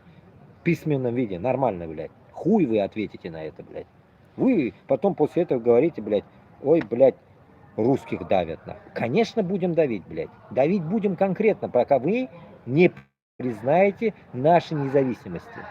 Пока не отойдет какая-то часть от нас, которую мы решим, как это делить, с казахами, тоже не успокоимся. Пока Казахстан не возьмет свои земли, мы не успокоимся. Пока Кавказ не дойдет до Воронежа, тоже не успокоимся. Кавказ будет до Воронежа, я вам говорю, блядь. Пусть он даже в истории не был он до Тудова, будет до Воронежа. Почему? Потому что возле нас не должно быть узкого мира нигде. Проходимость у нас должна быть только между нашими нациями. Эрзя Мокша, Кавказ, примерно вы большие территории видите, да, как я говорю. Если, надеюсь, вы карту понимаете. Я в уме держу эту карту. В уме, альхамдулилля. Кавказ, точнее, давайте начнем так. Европа, Украина, Кавказ, Эрзя Мокша и даль Урал. И дальше пошло-поехало, после Челябинска поехала Тюмень, отдельная тема, Бурятия и Саха-Якутия. Вот такие территории у нас будут. Никакого там нахрен автономного Екатеринбурга, автономного Оренбурга и Самарской области не будет, имейте в виду. Это дичь, карта, которая нарисована европейцами. Это дичь полная, этого не будет, так что имейте в виду. То, что там я вгружу постоянно вам карты, под это мы никогда не подпишемся. Воевать будем, не подпишемся никогда нахрен. Земли Башкортостана, еще раз повторяю, с Татарстана будут до морей. У нас будут моря. Северные моря будут, новая земля, все это наше будет. Вот примерно так будет. И это не громкие слова. Это задача наша. Поставленная цель, задача. Что эти земли должны быть принадлежать нам. В будущем. Да, новое мировоззрение, так сказать, мироразделение будет. Новое, по-новому все будет. Вот и все. И тут, как говорится, вы должны будете согласиться. Почему? Потому что вам дальше надо будет существовать из московского болота, что-то надо будет жрать вам. Вам что-то хочется кушать, наверное, надо будет. В московском болоте, кроме торфа, у вас нихуя ничего не будет расти, поймите. И все будет закупки у нас. Все поля, земли у нас стоят. Чернозем у нас. И все будете жрать от нас, блядь. Фрукты с Кавказа, картошка от нас. Лукашка вас кормить не будет, блядь. И Лукашки потому что не будет там, блядь. Беларусь тоже будет восстановленная. Алга-Беларусь будет. Так что вы не думайте, что только Россия это здесь все разбомбится и все приобретет. Нет. Беларуси тоже поможем. Беларусь обязательно, как говорится, без Лукашки будет. Там будет нормальная политика, которая будет дружить с Европой. Открытые территории. Вот так будет все. А тут постоянно про Беларусь не говорю я, забываю. Ну, потому что она уже конкретно уже как бы независимая, поэтому про нее даже и не говорю я. Идем дальше. Салам. Так. Крымские, так, алейкум салам. Я читаю дальше комментарии, без обид.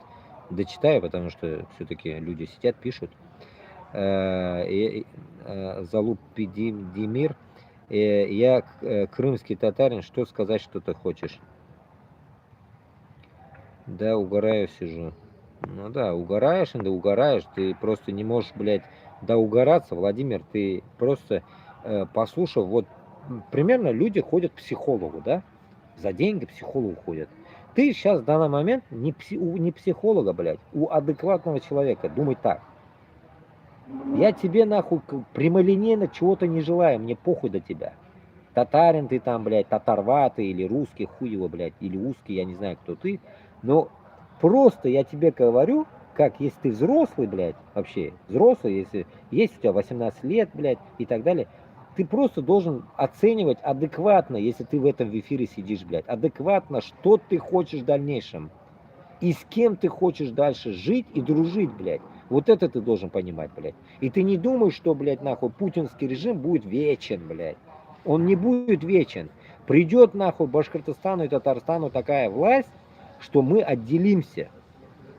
Вот ты думай об этом. Как ты там себя поведешь.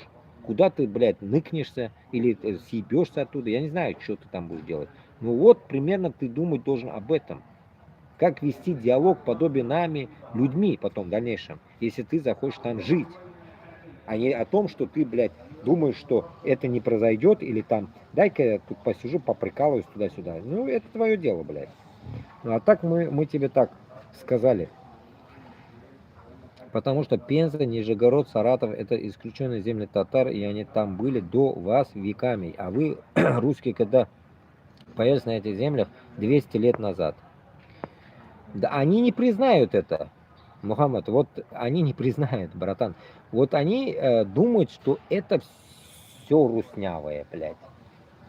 Потому что, я же до этого говорил, они не знают, менты не знают, блядь, в Москве, где Башкортостан, блядь. Ну, после этого, вот, то ты думай, да? После этого думай. Допустим, ловили менты, допустим, кавказцев, ну, обычно кого? Дагестан, чеченцев. Они знали Кавказ. А почему? Потому что у них след остался. А, Кавказ там, ага, ага, мы воевали, ага, ага. Вот, примерно, вот это осталось. Вот они где воюют, они помнят, наверное, я так понимаю. А с Башкортостаном не воевали, они что-то не слышали. С Татарстаном тоже что-то не слышали. Хз, где оно, блядь, что-то... Для них как бы Башкортостан звучал всегда как Кыргызстан. А, Казахстан? А, Кыргызстан? Они знают, стан, Башкортостан, стан, это вот, они понимают, что это такое. Вот в чем прикол, блядь. Ты такие тупые, я просто херею порой иногда, блядь.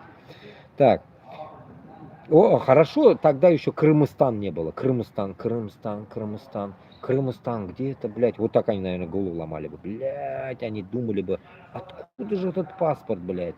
Сука, точно с Турции они подумали бы. Так, Крым тоже веками был крымский татар. Но все мы знаем, что произошло в 1944 году с нашими народами. Да, вот именно, блядь. С чеченцами вместе там, может, и весь Кавказ, может даже, мы не знаем, кого упаковывали там. Чпокнули туда, блядь. В Казахстан и Узбекистан, и в Таджикистан, и Кыргызстан. Куда-то туда отправили. Всех. Черкесов. Всех. Они об этом не знают. Они принципиально, им, не знаю, не долбили про это, что ли, детям, блядь. Ты крымский татарин, брат? Да, брат. Так, если не ошибаюсь, в Крыму у вас осталось где-то 200 тысяч. Ну, не могу сказать, сколько крымских татар, но, по крайней мере, крымских татар еще пока есть и в Узбекистане, которые, я как их всегда говорю, заузбеченные. Заузбеченные они мои родственники. Ну, их там хватает, есть там тоже, какое-то количество есть. Ну, не 100-200 тысяч, но что-то есть. Так, нам, татарам, что санаторий, что крематорий, так что пох вообще. Ну, видишь, у тебя, видишь, Владимир, у тебя воспитание такое похуистическое. Ты так далеко не пойдешь. На то, что ты несешь. Ну, на то, что я несу, может, тебе не интересно, то, что вообще в реалити что происходит. Поэтому я и говорю, что манкурты нас уже заебали. Ты не можешь понять, ты что-то там половина, блядь, татарва и русские, это ладно, блядь, хрен с ним, блядь. А вот то, что у нас еще, блядь, своя болезнь есть, ты этого не можешь понять, потому что ты себя еще не можешь понять, что есть в Татарстане и Башкортостане татары, башкорты, которые, блядь, еще не вдуплили. Поэтому, как бы, ты, как бы, вообще там за флангами остаешься, за ними. Нам разобраться надо своими еще национальностями, чистокровными башкиртами, манкуртами и татарами-манкуртами. Вот с ними нам надо еще разобраться. Как раз ты напомнил, пензенскими вот этими татарами, нижегородскими, которые, блядь, нахуй, не могут понять, блядь, они с русскими или с татарами все-таки, блядь. Они еще себя не могут понять. Поэтому мы их называем манкуртами. С этими манкуртами нам еще разобраться, я не знаю, блядь, век нужен, наверное, блядь, чтобы их вдолбить им, блядь, что-то. Я так думаю.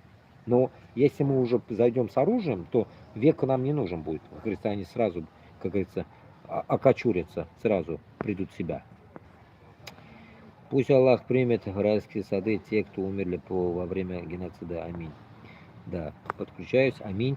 Тебя русские обижали. Меня русские не обижали.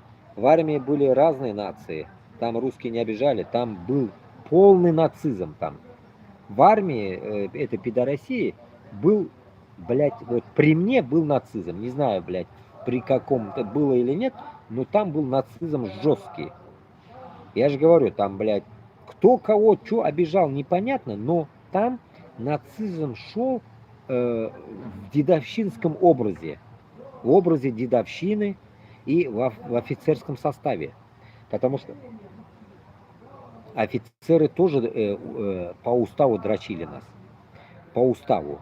Но они, офицеры, там были конкретно тоже, ну, прям другие нации я не видел. Я видел нормального, адекватного башкорта, майор он был, двух кумыков, братьев, дагестанцев, прапора, но они были тоже нормальные, у них не было такого, блядь, издевательства над нами, такого я не видел. И другие были вот какие-то непонятные, то ли узкожопые, то ли их не поймешь, то ли чуваши они были, то ли какие-то удмурты были. Мы не знаем, кто они были. Может, украинцы были. Мы не знаем, кто они были на самом деле, потому что они были из всей России там, эти офицеры. И ты не можешь сказать, что они были все русскими. Но имена были как у русских. Я не могу сказать сейчас теперь. Для меня они были все русские, потому что, значит, не мусульманское имя, значит, русские. Вот и все. Мы так распределяли там, по-другому никак. Это сейчас мы поняли, что, ёпта, есть удмурты, есть еще эти, оказывается, васьки, еще какие-то васьки, там есть марийцы и так далее. Вот так бы. А вот среди солдат мы понимали, что вот этот удмурт, вот этот мариец, блин, вот это сульяновское какое-то, вот это такое, такое-то. Вот так. А вот среди офицеров же мы не можем спросить, ты кто там, удмурт или русский? Он сам скажет, что он нам скажет? Да, русский скажет. Хрен знает, кто он, блин. Вот примерно так. Аминь, брат Сагол. Ты хоть во что веришь, так, Владимир? Только в себя. О, ну понятно, блядь. В себя он верит, блядь. В смысле, то, что Богом себя считаешь, аузбилля. Причем здесь Бог? Я таких людей знаю, которые говорят, я в себя верю, это означает, типа, он этот, атеист. Он атеист, он верит, хрен знает что, но главное, он верит в себя. И такие люди мне говорили, верь в себя, говорит. Типа, пойми, говорит, Бога не существует. Я охеревал над людьми такими. Верь, говорит, в себя, все, только в себя верь. Вот, блядь, я говорил, люди, а. Я спрашивал твою религию, только на этот раз хотя бы не убегай. Я не приверженец ни одной религии, у меня свои отношения с Богом. А, ну вот я же говорю. Отношения в каком смысле? Это твоя мать, непонятно кто. Моей мамочке еще сейчас 72. Мамочке сейчас 72. Понятно. Я родился в Таджикистане, вырос в Узбекистане, с 20 лет живу в России. Понятно. Ну, если ты такой, тогда где ты не пошел не по тому пути, где ты ошибся и повернул, блядь, в сторону пути насосов? Вот где ты там, где ты, блядь, родом с Таджикистана, жил в Узбекистане, где ты повернул не туда?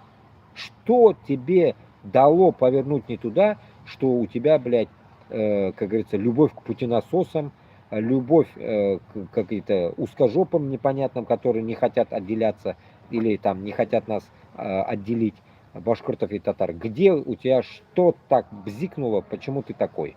Объясни вот, вот аудитория нашей. Я почитаю комменты.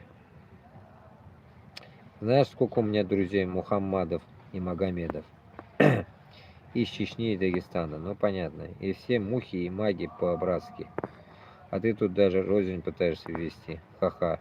Я за языком не слежу. Понятно. А то, что ты называешь татар татарвой, это не межнациональная рознь? Нет. И, то есть татар оскорблять можно.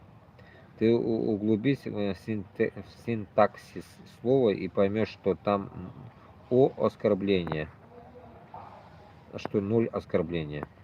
Хорошо, а тогда русский называй, руснёй тоже ноль оскорбления. Не, ну я же вам поставил для них кликуху. Узкожопые, узкие. Нормальная тема. Узкие, это нормальные. Руснявые. Как кто-то мне тут сказал, руснявые, блядь. Мне понравилось тоже. Руснявые, блядь. Сопливые. Так.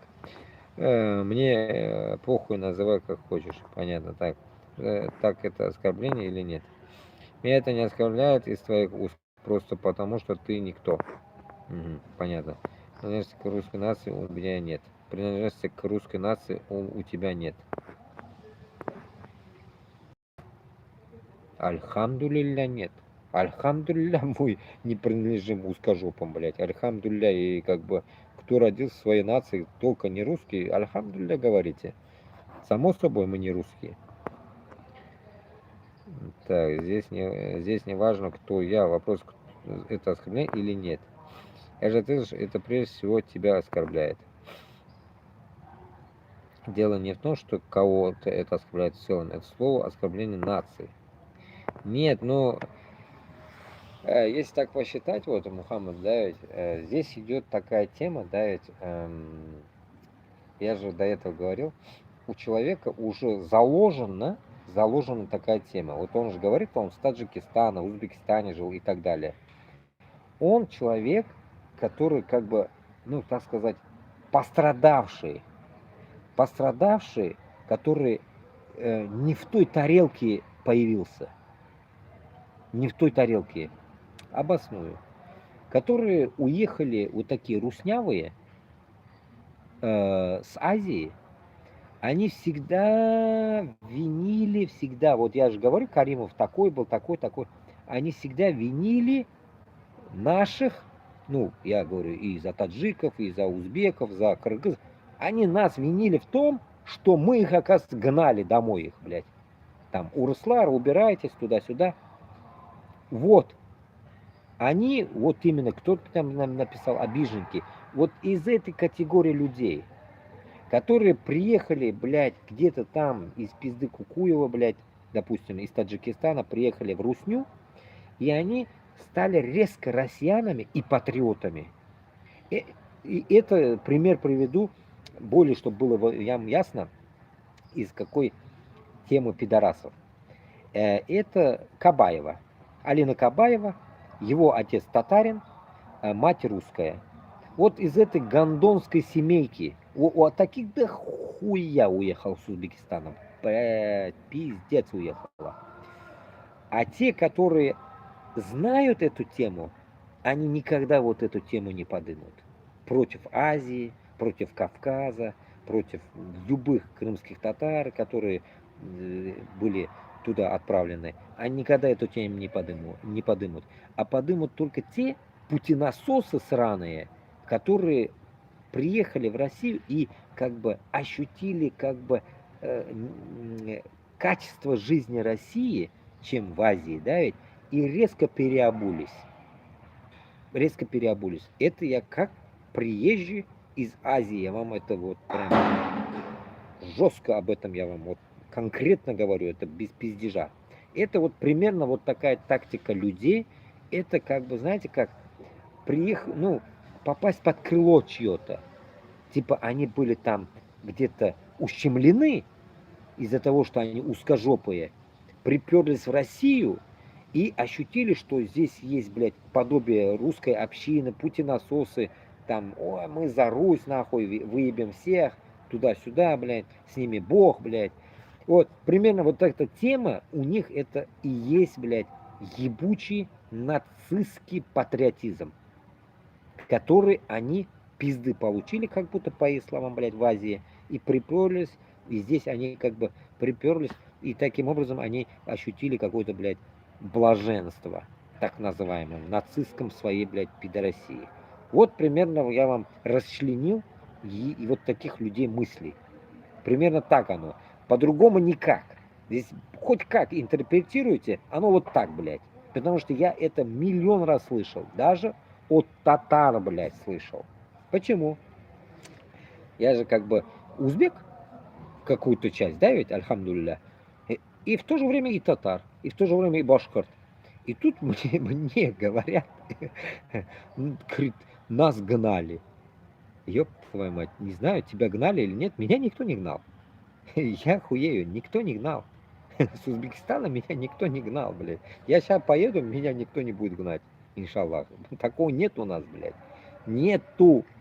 А вот кого гнали, почему гнали, могу сказать. Это мне люди рассказывали. Те, которых гнали. Гнали, потому что они себя говорили русскими. Они сами татары, но себя вели по-русски. Русскими они себя подводили к этому. Даже сейчас об этом мне люди с Казахстана пишут и так далее в комментариях, что у них есть такие пидорасы до сих пор. Они топят за Путина, живя там в Азии. Они любят Россию дистанционно, блядь. Вот из этой категории людей. Ну, не могут переехать, потому что у них нет родственников в России. Никого нету. И поэтому они живут в Азии, Узбекистане там и так далее, и так далее. Но есть еще одна категория, которые уже свыклись. Я их называю заузбечились. Они есть. Они ни в коем случае не нацисты. Они чистые могут быть русскими, чистыми татары и так далее. Нет у них нацизма. У них нет в душе России. Потому что они не были никогда россиянами. Их, может, предки там 33 звезды были россиянами, но они не россияне. У них вот это есть своя идентичность азиат. Все, и до них мы не можем доебаться даже. А вот эти дичи, подобие вот этого Владимира, они как бы из пизды какую поехали, ощутили, блядь, российскую тему, нахуй, возгордились, нахуй, стали резко патриотами, нахуй, вот в виде Алины Кабаевой отаса, бля, онаса. Ой, вот это, и Алина Кабаева сама тоже такая же пидораска. Не лучше, нахуй. Вот и все. Вот. Вам это конкретный ответ, блядь. Это можно еще до утра говорить об этом. Но это конкретность. Та конкретность, которая в их голове. Примерно. Идем дальше.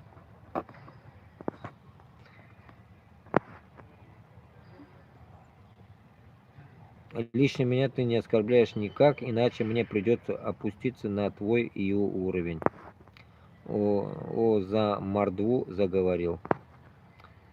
Например, здесь ты. Это слово оскорбляет нацию.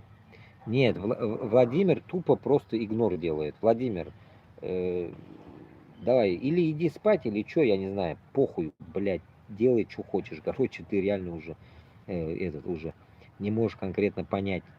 Мы тебе что хотим объяснить. Объяснить мы тебе хотим одно. Вот мое явление. Мухаммад объяснить тебе хочет за это слово. Я тебе хочу объяснить. Ты за татар будешь топить или нет? Вот тебе конкретно этот вопрос. За татар будешь ты топить или нет? За свободу Татарстана будешь топить или нет? Нет, нахуй. Проваливай, блядь. Вот и все. По-другому никак. Потому что нам нужны адекваты даже из русской общины, если надо будет, нахуй. Будете за независимость Татарстана, Башкортостана, Ичкерии, Дагестана топить или нет? Нет, значит, нахуй. Кисербашка, нахуй. И все, как вы говорите там нам на своем языке. Вот и все.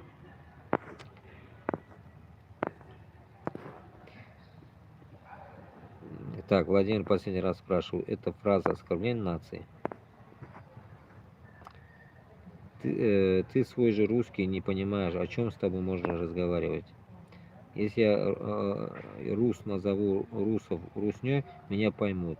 И также я татарин назову родню свою татарва, это оскорбление?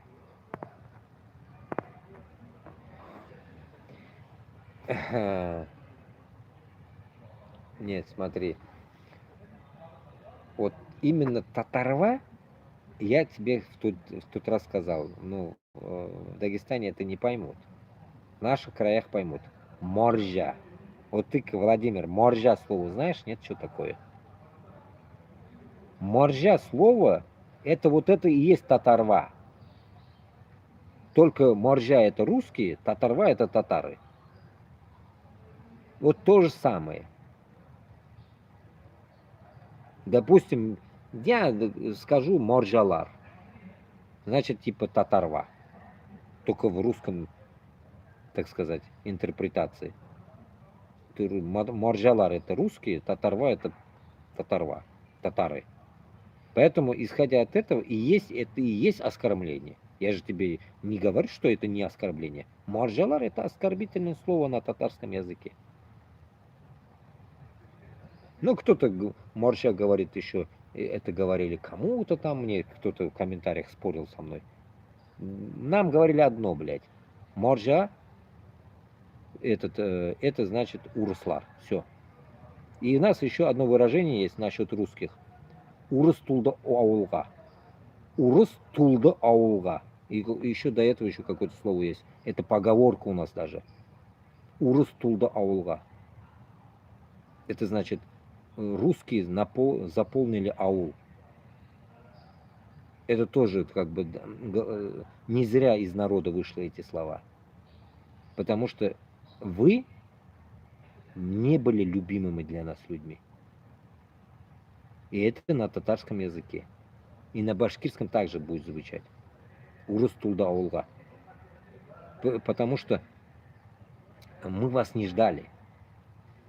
Это вы к нам пришли. Вот как сейчас в Украину идете наглым образом, так же вы к нам пришли на наши земли. Также и на Кавказ пришли. И так далее. Вы пришли, не мы, блядь. Также в Туркестан пришли.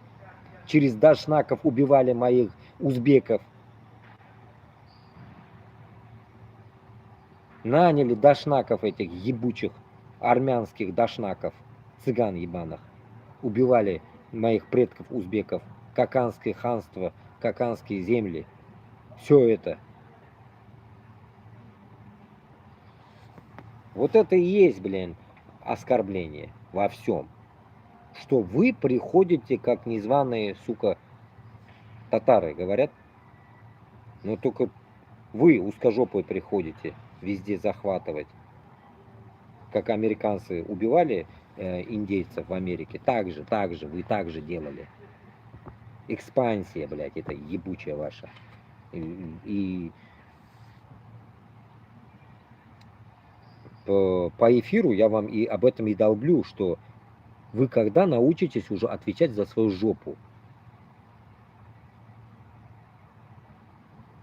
Вот это обидно, блядь, что когда-нибудь мы увидим вообще вот этих, блядь, из сказочных, блядь, героев, на которых наебанные сказки ваши, там, Илья Муромец, богатырь, блядь, ёб твою дивизию. Где ваши богатыри вообще есть, нет? Я думаю, нету. Вот и все. С вами даже и воевать нам по сути не придется. Это я точно знаю, блядь. Нам придется воевать с нашими манкуртами. Вот я к этому готовлюсь. А вы первые будете бежать. Страпать, или как там говорят, страпать будете.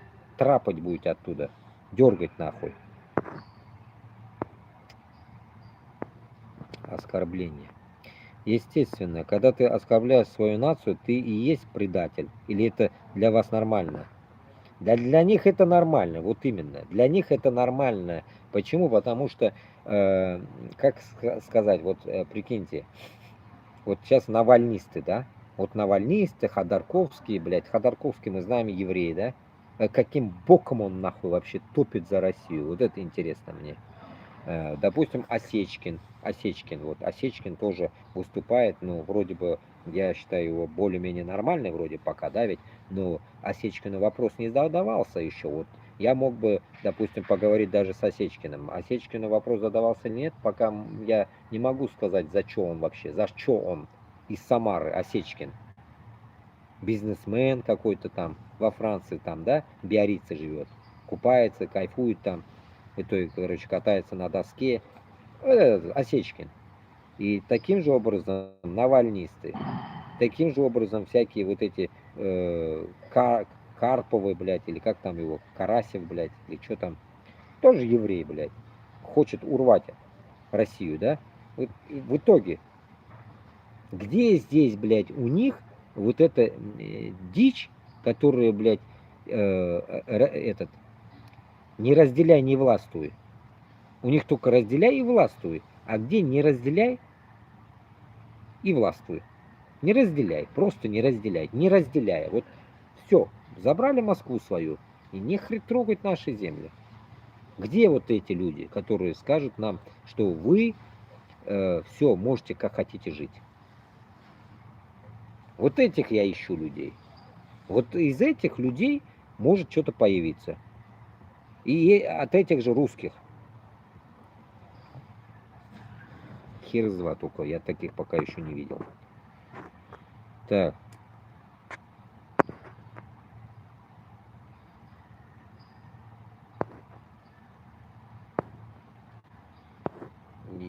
Братан, ты где находишься? Я по фонарям тебя ищу.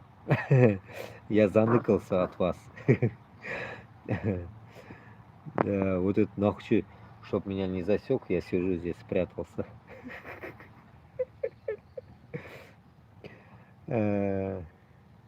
Зря ты так про пензенских, нижегородских. В каком смысле зря? В каком смысле зря? Пензенские, нижегородские,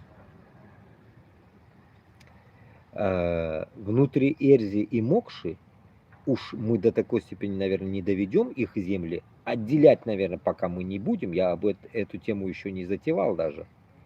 Отделять мы, наверное, не будем эту тему. Пензу и Нижегородских. Вот этот момент, вопрос тут идет.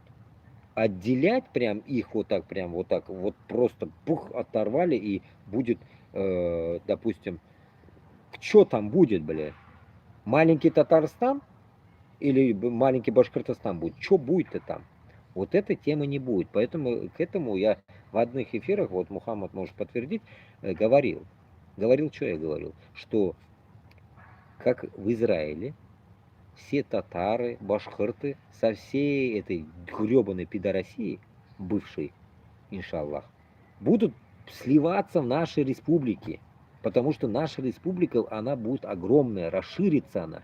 Кавказ тоже такой же огромный будет. Поэтому все тоже, кавказцев очень много, допустим, в Сибири. Очень много за границей. Чеченская война и так далее, она погубила этот народ.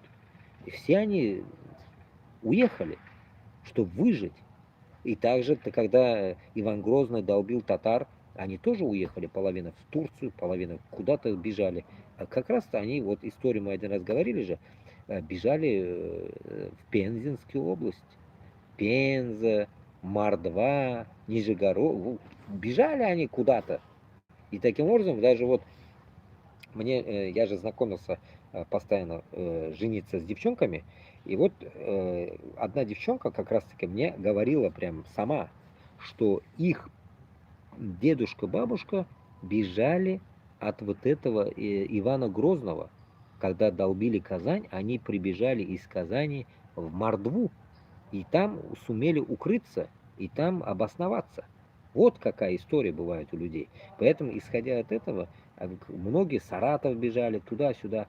Эти земли мы уже не можем сделать как бы татарскими землями, потому что это уже будет, что, вот так кусками, но это дебилизм будет. Поэтому самый идеальный момент, или они там будут жить, и будет такая община, или кто захочет, будет переезжать на земли Татарстана и Башкортостана, если они захотят более углубленно, так сказать, прийти в нашу, так сказать, республику. Вот так примерно будет.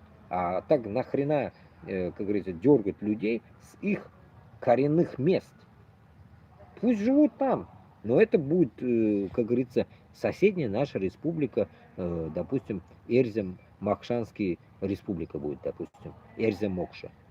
Ну, как они там назовут его, я не знаю, как это будет. Вот так вот. Но вообще, если на то вот так пойдет дело, если рассуждать как Кашапов и Габасов и Айсен, то это будет Идель-Урал. Идель-Урал это будет. Мы почти что все будем вместе. Поэтому и почему я вам постоянно долблю, вот как мои подписчики знают, долблю, что среди нас русских не должно быть. Поэтому ты, Владимир, ты должен понять одну вещь, что мы почему тебе вопрос задаем, ты признай, ну, допустим, подобие тебя люди, русским всем задают этот вопрос, признаете независимость наших республик или нет? Вот в чем вопрос. Да или нет, все. От этого будет зависеть все, как говорится, от вас, не от нас. Все. Да или нет? Если нет, значит, все, в Москву катитесь нахрен. И все. Проблем нет в этом. Поэтому нам среди наших республик нигде не должно, ни переулка, ни одной улицы нахуй русских не будет. Вот и все. Вот это вы должны понять. Не будет русских там у нас. Имеется в виду, допустим, России не будет там. Как вам объяснить еще, блядь? Анклавов не будет. А, кстати, вспомнил это слово. Анклавов не будет среди нас. Возле нас будет какой-то там, допустим, левое, допустим, государство, если так мы его назовем. Кто может быть это? Рядом с нами это будет Казахстан. И то это наш братский народ. Казахстан будет. Так и для вас так, для общего понимания. Левое государство, я уж так сказал. А русских не будет. Русские, кроме Москвы, до Рязани, я вам говорю, не будет, блядь, высовываться вообще. Мы вас не хотим видеть, нахуй. 1000 лет не хотим видеть, если надо будет. 1000 лет, блядь. Не хотим просто видеть. Нахрена вы нам нужны? Вот такие вот. Непонятные драчуны, блядь. Так это и есть манкурты, как их по-другому называть. Средняя Елюзянь в курсе? Загугли, если нет. Средняя Елюзянь, это все Пензенская область. Я это в курсе, я знаю. Я 1000 раз это ездил на поезде. Этот, Москва, Уфа, блядь, я пипец наездился. И на машине, и на поезде. Это все мы туда-сюда слышали, проезжали. Но от этого ничего не меняется. Я тебе, Владимир, объяснил, что эти земли останутся у Эрзи-Мокши. Мы не пойдем войной Эрзи-Мокши. Надеюсь, объяснил. Вдруг это будет, допустим, внутри Кавказа. Мы же не пойдем против мусульман воевать, чтобы забрать на Кавказе татарскую землю. Нет там ни земли нашей. Наша земля вот здесь, вот здесь. Идель-Урал это все наше. И где живут татары, и Сибири живут, Тюмени живут, кучумовские татары. Чё нахрен? Мы их тоже пойдем захватывать, что ли? Нахрена? И нахрена нам захватывать своих же татар, блядь? Своими же воевать будем, что ли? Нам манкуртов хватает, с кем будем воевать. Надеюсь, я вам донес эту тему. По идее, да, интересные вопросы задаются. Я не против на них как бы ответить, потому что адекватный ответ должен быть. Мы не убийцы, еще раз, тем, которым долбоящеры были, спать ушли, наверное, мы не террористы, мы не убийцы. Поэтому как бы мы не идем убивать народ. Мы хотим избавиться от московского гнета 21 века, от этих путинистов и так далее. Вот, это ясно, надеюсь, ведь это нормальное желание нормального человека. Мы не хотим жить как рабы, блядь. И это будет даже вам спасением даже тем релакантам, узкожопам, которые уехали и сидят, смотрят и хрен знает на кого надеяться, блядь. На навальнистов, что ли? Это для вас тоже это будет, блядь, блядь, возвращение. Идиоты, вы должны понимать это. Поэтому вы должны поддерживать наше движение, хоть и будучи русскими. Адекватные русские, я не говорю, вот даже в комментариях пишут мне всегда, мне люди советуют. Говорит, это Рустам, успокойся, есть адекватные русские. Ты что с ними будешь делать? Я вот поэтому и говорю, блядь, с адекватными русскими в Башкортостане, в Татарстане и в других землях мы будем адекватными. Мы, зачем нам, блин, я же говорю еще раз, зачем нам лишние волокита? Лишние волокиты нам не надо. Пусть народ живет спокойно, живет. Зачем нам лишнюю, как говорится, как это, грех на душу брать? К черту нам это. Нам разобраться надо с одним кучкой пидорасов Москвы. И все, нам другие не нужны. Не нужны нам другие нахрен, потому что там все эти узкожопые, которые я говорю уж, да, может даже это порой оскорбительно. Я даже иногда думаю об этих словах. Но бедные, бедные люди, бедные люди в России живут, по идее, блядь, бедные люди живут. Как можно этих бедных людей к чему-то, блядь, сравнивать с этими московскими пидорасами? Чем, как, вы объясните? Я жил среди вас, и в Москве с этими пидорасами жил, и по всей России катался, блядь, до Дальнего Востока, блядь, в армию уходил, блядь. Там нету пидорасов, как в Москве, блядь. Там нормальные люди. Там нормальные люди, нормальные, те же русские нормальные. Нормальные люди. Просто, блядь, из-за того, что, блядь, у них нет духа, блядь, и у наших манкуртов нет духа, они ведь не виноваты. Виноваты, блядь, москаля, которые держат их в рабстве. Вот ихняя вина где идет. А мы хотим и ту, и эту сторону взять, как говорится, в общее, блядь, нахуй дело и сказать, блядь, очнитесь, сука, блядь, очнитесь. Вот и все. Ну, вы можете сказать, что, как мне кто-то говорит, ты что, нахуй, Ленин, что ли? Бля, нахуй, не дай Аллах, я не Ленин. Но система Ленина была такой же, если так по истории подумать, да? Он тоже уебок. Что делал, блядь? Поднял бедное население против царя, блядь, против власти. Сделал какой-то еблю, нахуй, коммунизм. Нахуя? Мы не до такой степени чокнутые, нахуй. Мы коммунизм не будем делать, блядь. Нахрен нам это коммунизм нужен. Мы хотим просто отделения. Просто отделения. И Ленин, блядь, не делил Россию. Россию он просто захватил, блядь. Под коммунистический строй, блядь. Притащил этот коммунистический строй, блядь. Ничего путного он не сделал, блядь. А мы просто хотим, блядь, отделить этих узкожопых от нас, блядь. Все. И нам хорошо, и вам хорошо. Съебитесь нахрен, блядь. Не трогайте нас, блядь. Мы вас вообще вспоминать не будем, блядь. И постараемся русский язык забыть, блядь, иншаллах. Забыть его нахрен. Будем молиться Аллаху, чтобы мы забыли русский язык. Вот и все. Примерно так. Надеюсь, я вам донес. До такой степени, что вы достали нас. Что мы даже ваш язык не хотим использовать в дальнейшем. Не хотим. Вот я здесь встречаю туркменов, уйгуров, которые вообще не знают русский язык. И живут же. Вот как вы, что им скажете нахуй? Что, будете ругать, какого хуя не знаешь русский язык? Они не знают русский язык. Я с ними общаюсь на своем языке, на узбекском. И мы отлично друг друга понимаем. Отлично. Нам нахуй переводчик даже не нужен.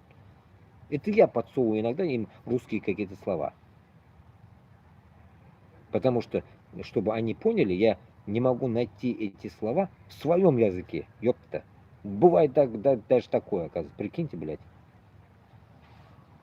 Потому что, когда ты разговариваешь с людьми, которые не знают русский, приходится использовать чисто литературные слова моего языка, чтобы они поняли.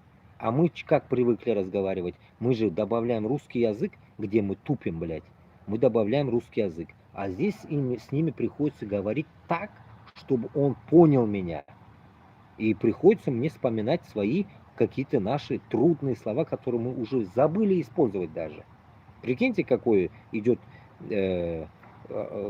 так сказать, разрыв, так сказать, втыкание в память мозга нашего, так сказать, ну, моего в данный момент, чтобы объяснить им, что я хочу им сказать. Вот такая херня, блядь, до чего дожили мы. А вы потом говорите, какого хуя я использую ваш русский, блядь. Да потому что вы нахуй нам вдолбили свой русский, блядь. Мы свой не помним, блядь. Нормально. Надеюсь, объяснил.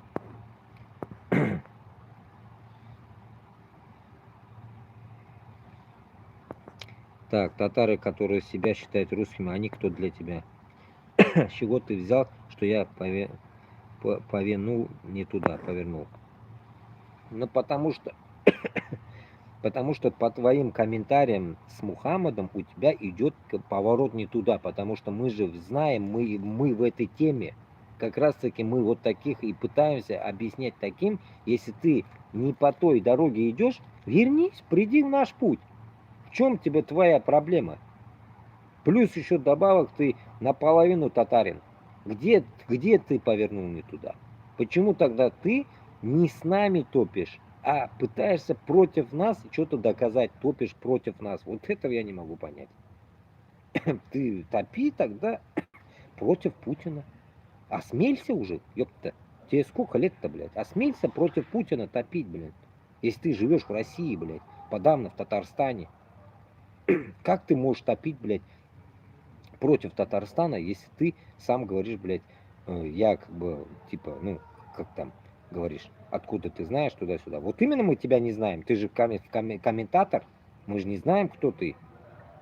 Ты не знаешь, кто я, если не смотрел мой канал.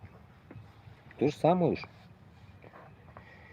Я ярлыки не вешаю. Ну, тут не в ярлыках дело, а дело в том, что мы ищем единомышленников. Если ты не единомышленник, значит ты наш враг. Или похуист. Вот и все. Похуист подобие тебя. Ну, так мне кажется. Почему? Потому что тебе ни та сторона не интересна, ни это не интересно, блядь. Ну, есть и та сторона, со стороны татарвы и русских тебе ничего не интересно. Кто ты тогда, блядь? Татарва это и есть ярлык. Ага. В этой тарелке я судьбе пиздец благодарен. Не, в этой тарелке я судьбе пиздец благодарен. Какой тарелке? Под крыло. Балбес. У меня отец чистый рус, он родился в Самарканде.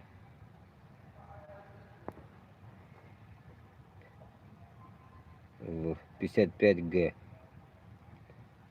Ты даже не представляешь уровень связи моей семьи в Узбекистане. Твое суждение это очень необразованный чела. Ну, я тебя что, автобиографию твою знаю, что ли? Чтобы я тебя, блин, как-то, ну, оценивал тебя. Я откуда тебя знаю? Какой ты, что ты? А образование мое, ну, какое есть, такое есть уж. Что поделаешь? Нацист здесь по факту только ты. Ну, ржу в голосину пиздец. Стример у тебя учет ПНД есть. ПНД есть? Не знаю, что ты там хочешь мне сказать. Также черкесов, которых изгнали русские во время русско-кавказской войны, находится в Турции больше 7 миллионов человек. И это чтобы ты понимал, брат, Западный Кавказ, Краснодарский и Ставропольский края. Вот, вот. И это, да, я же как бы до Воронежа поднимаю как бы границы, чтобы вы понимали. И тут справа там тоже как бы э, докуда Кавказ был, надо копать по истории и полностью эту землю, получается, под себя надо будет забрать, чтобы там не было русского мира вообще нигде. Нигде не должно их, блядь. Между нами нигде не должно быть. Допустим, до Саратова пусть будет Кавказ. Мне разницы нету. Главное, чтобы не было там русских, так сказать, государств. Вот примерно конкретно объясняю. Нет, не должно быть государств никаких. Имеется в виду, как в том в 2030 году карте пишется, что есть какие-то государства, там цвета же разные, видели, наверное, 1000 раз это Лига свободных наций или кто там ставит эту дичь, эту карту, блядь. Вот этого не должно быть. Я против этой Лиги свободных наций и этой карты. Или просто какая-то группа есть же, которая карту, как и Лига свободных наций, не знаю. Ну там же Эрзем Мокша, Сырез Балаян, не его карта это, бля. Это европейцы нарисовали, европейская карта это. Именно, я так понимаю. Европейцы так видят это. Тебе не знаю, надо, на, держи. Приезжай в Россию и бери. Ну, иншаллах, мы приедем, как говорится, я же в одно ебало не могу взять, и, как говорится, мы на этом пути потихоньку делаем дела, потому что это мы уже как бы говорили. А кто-нибудь верил, что СССР ядерная держава развалится? Ржон женой в голосину с тебя, стример. Ну, что поделаешь, поржать тоже надо. Ладно, хоть веселю, не плачете. Так, старый тебе сколько лет? 44. Ну вот 44, видишь, старше меня даже. В душе я дагестанец. Ну, писец, короче. А ты верил тогда, что СССР развалится? А склад с ума у меня бурятский. Ёпта. И друзей у меня в кого только нет. И друзьям даешь клички их национальности. Мага это кличка. Русским сковеркано имя пророка Мухаммада, мир ему и его Аллаха. И я не Магомед. Я Мухаммад.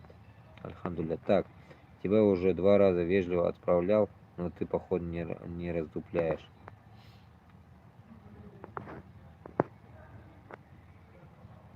Красиво звучит.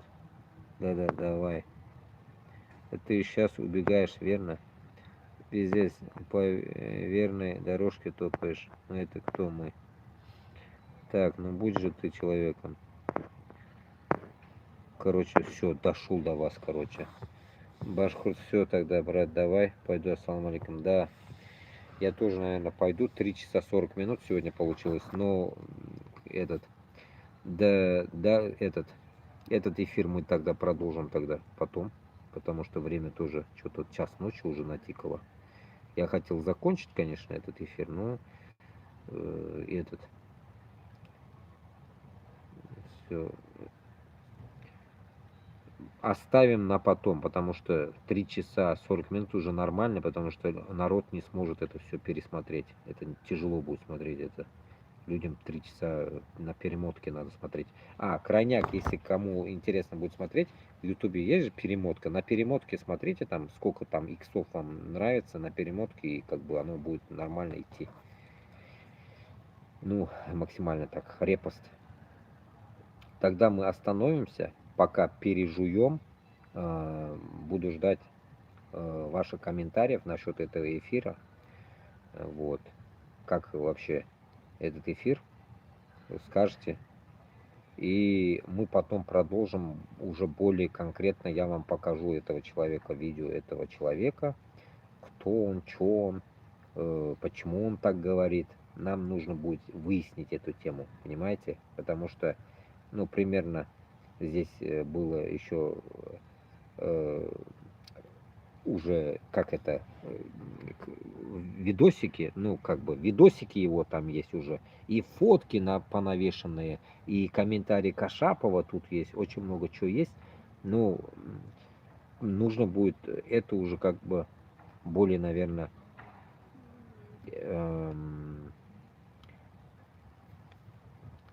короче, может завтра продолжим, продолжение этого эфира мы сделаем завтра, иншаллах, потому что и темно стало, блин, сижу как будто в темноте, блин.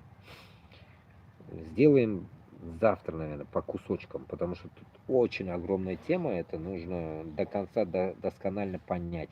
И буду ждать каких-то более, может, в Телеграм кто-то напишет мне какие-то информации, чтобы мы поняли, кто здесь прав, кто виноват, чтобы понимать, почему этот Ильшат Шарафуллин винит Кашапова.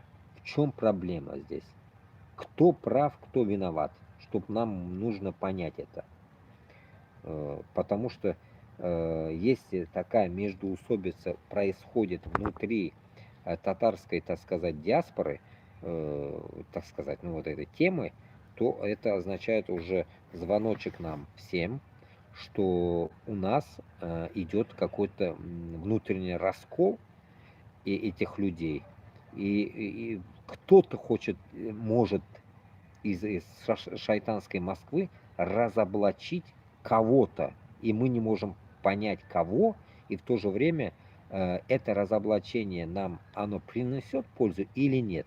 Вот это мы должны понять, потому что нам нахуй это не интересно, по идее, так сказать, терять и Кашапова, и этого Ильшата, блядь. Короче, и та сторона нам как бы не помеха, по идее, блядь. Лишь бы, блядь, больше было нас против Москвы. Потому что вот эта междоусобица, мне она нахуй не нужна, по идее, блядь. Вы помните, я вам говорил, вот Кашапов из-за турков меня вытулил. Вот она нахуй ему надо было, да? Взрослый человек, блядь. До чего доебался, да? Я что плохого сделал, блядь, ему? Ну, не захотел. Ну, не хочет, ну и хуй на него. В итоге вот так только. Но не то, что я вам сегодня прочитал, да, это пиздец жестко было, конечно, сегодня то, что я вам прочитал. Поэтому здесь надо выяснять. Здесь надо конкретно выяснять и сопоставлять конкретные факты, правду какую-то, хотя бы нам нужно понять, кто прав здесь.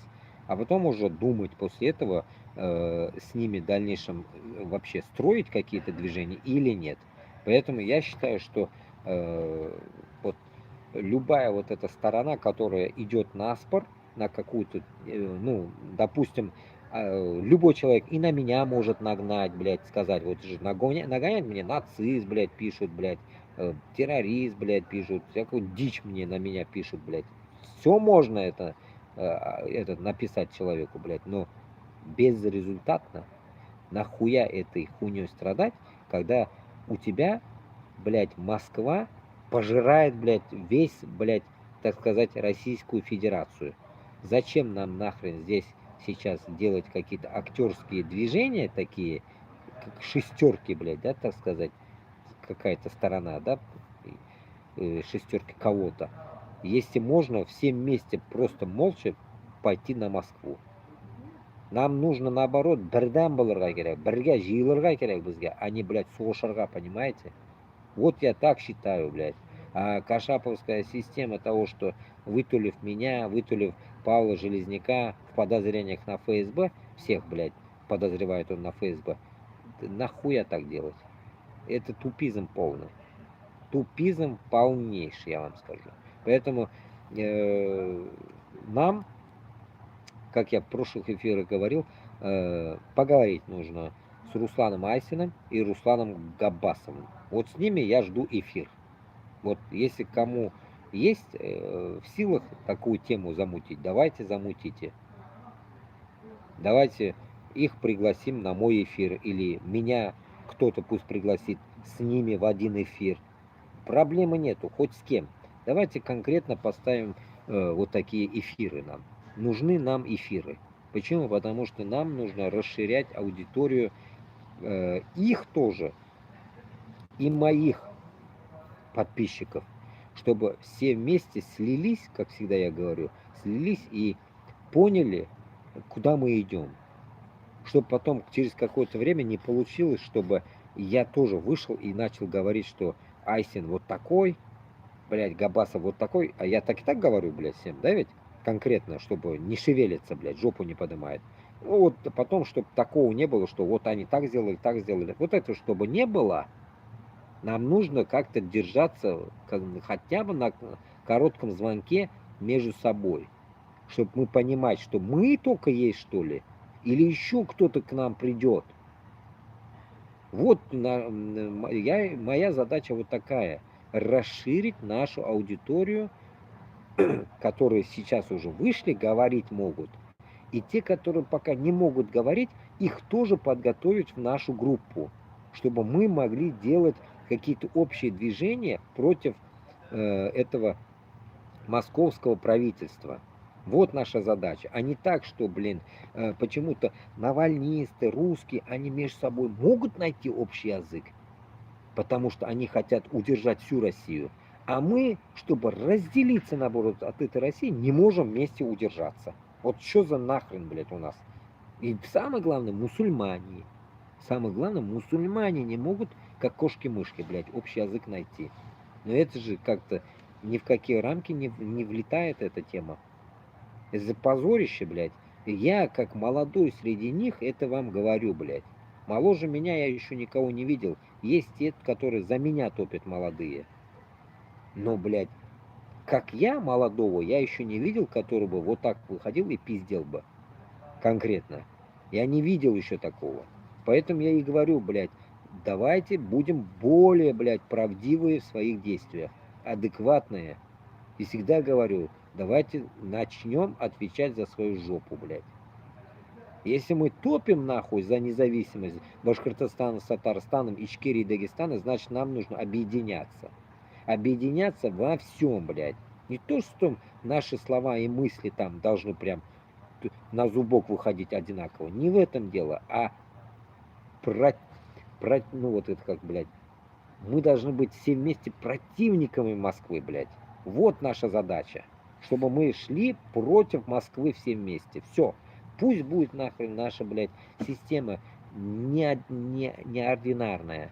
Пусть она будет разная, блядь. Пусть она будет похуй какая. Но цель наша идти на Москву. Все. Группировать наш народ. Допустим, Асин соберет 50 тысяч. Я, может, соберу только 5 тысяч. Габасов 100 тысяч соберет. Вот примерно вот из этой категории у нас будет общий эквивалент, который возьмет, как говорится, оружие в руки и пойдет на Москву. Вот наша задача. Мы всего лишь как будем исполнители для нашего народа. Мы как исполнители. Мы как работники. Вот как будто народ нас нанял, и мы работаем. Вот таким макаром должны считать нас.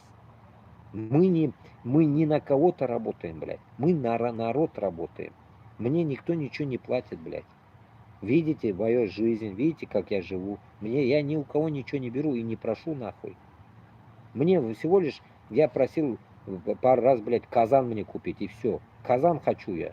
Хочу плов делать, продавать людям, людей кормить хочу. Вот это я просил, блядь.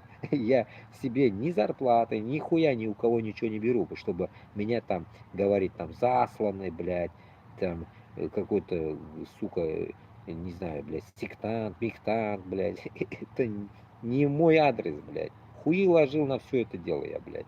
Я до такой степени, вы не представляете, похуист, что я вот то, что мне не нравится, я не делаю.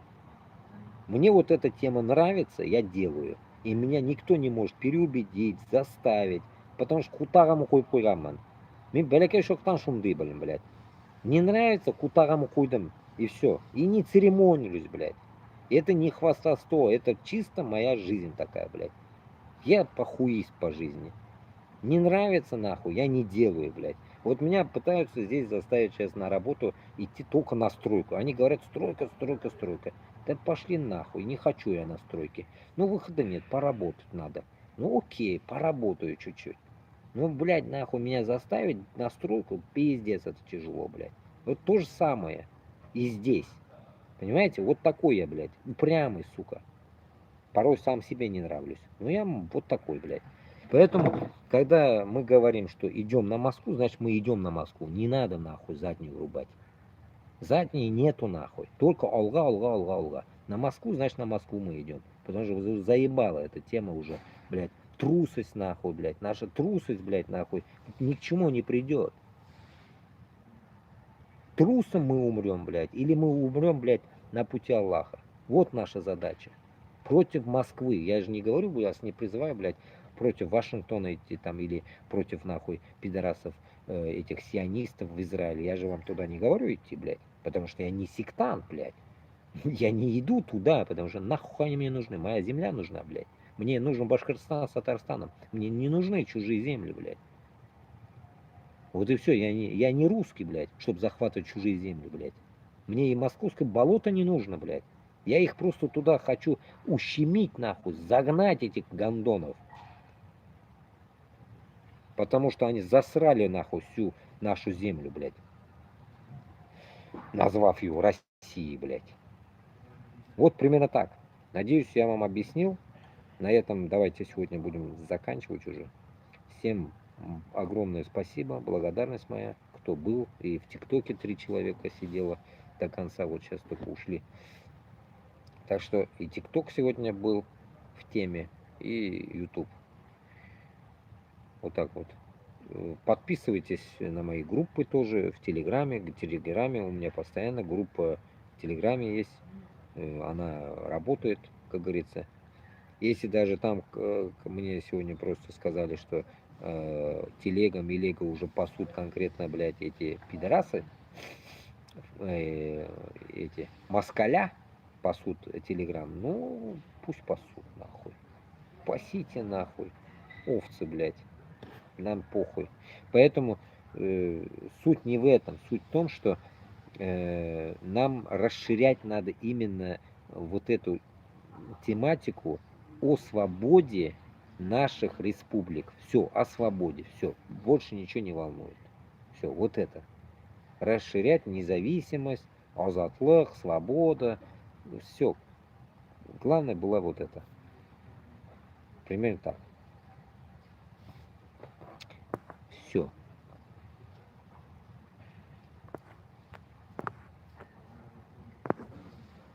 Мне мой мир интересен, балбес.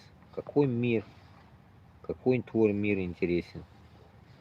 Брат, давай, пойду, ассаламу алейкум. Да, спокойной ночи всем. Все, короче, все. Это все, тема закрыта. Тогда 5 человек, все, рахмат всем. Будем закрываться тогда. И ТикТок ушли спать. Все, 4 часа я с вами сегодня побыл. Надо, короче, все, отбой делать. Потому что эта тема еще до хрена там надо говорить. Много чего. Тогда танашуко всем, рахмат, кто был, буду закрывать. До завтра, надеюсь, я завтра смогу выйти. Не могу сказать, но постараюсь. Ну, уже сегодня, конечно. Все, закрываемся. Так, и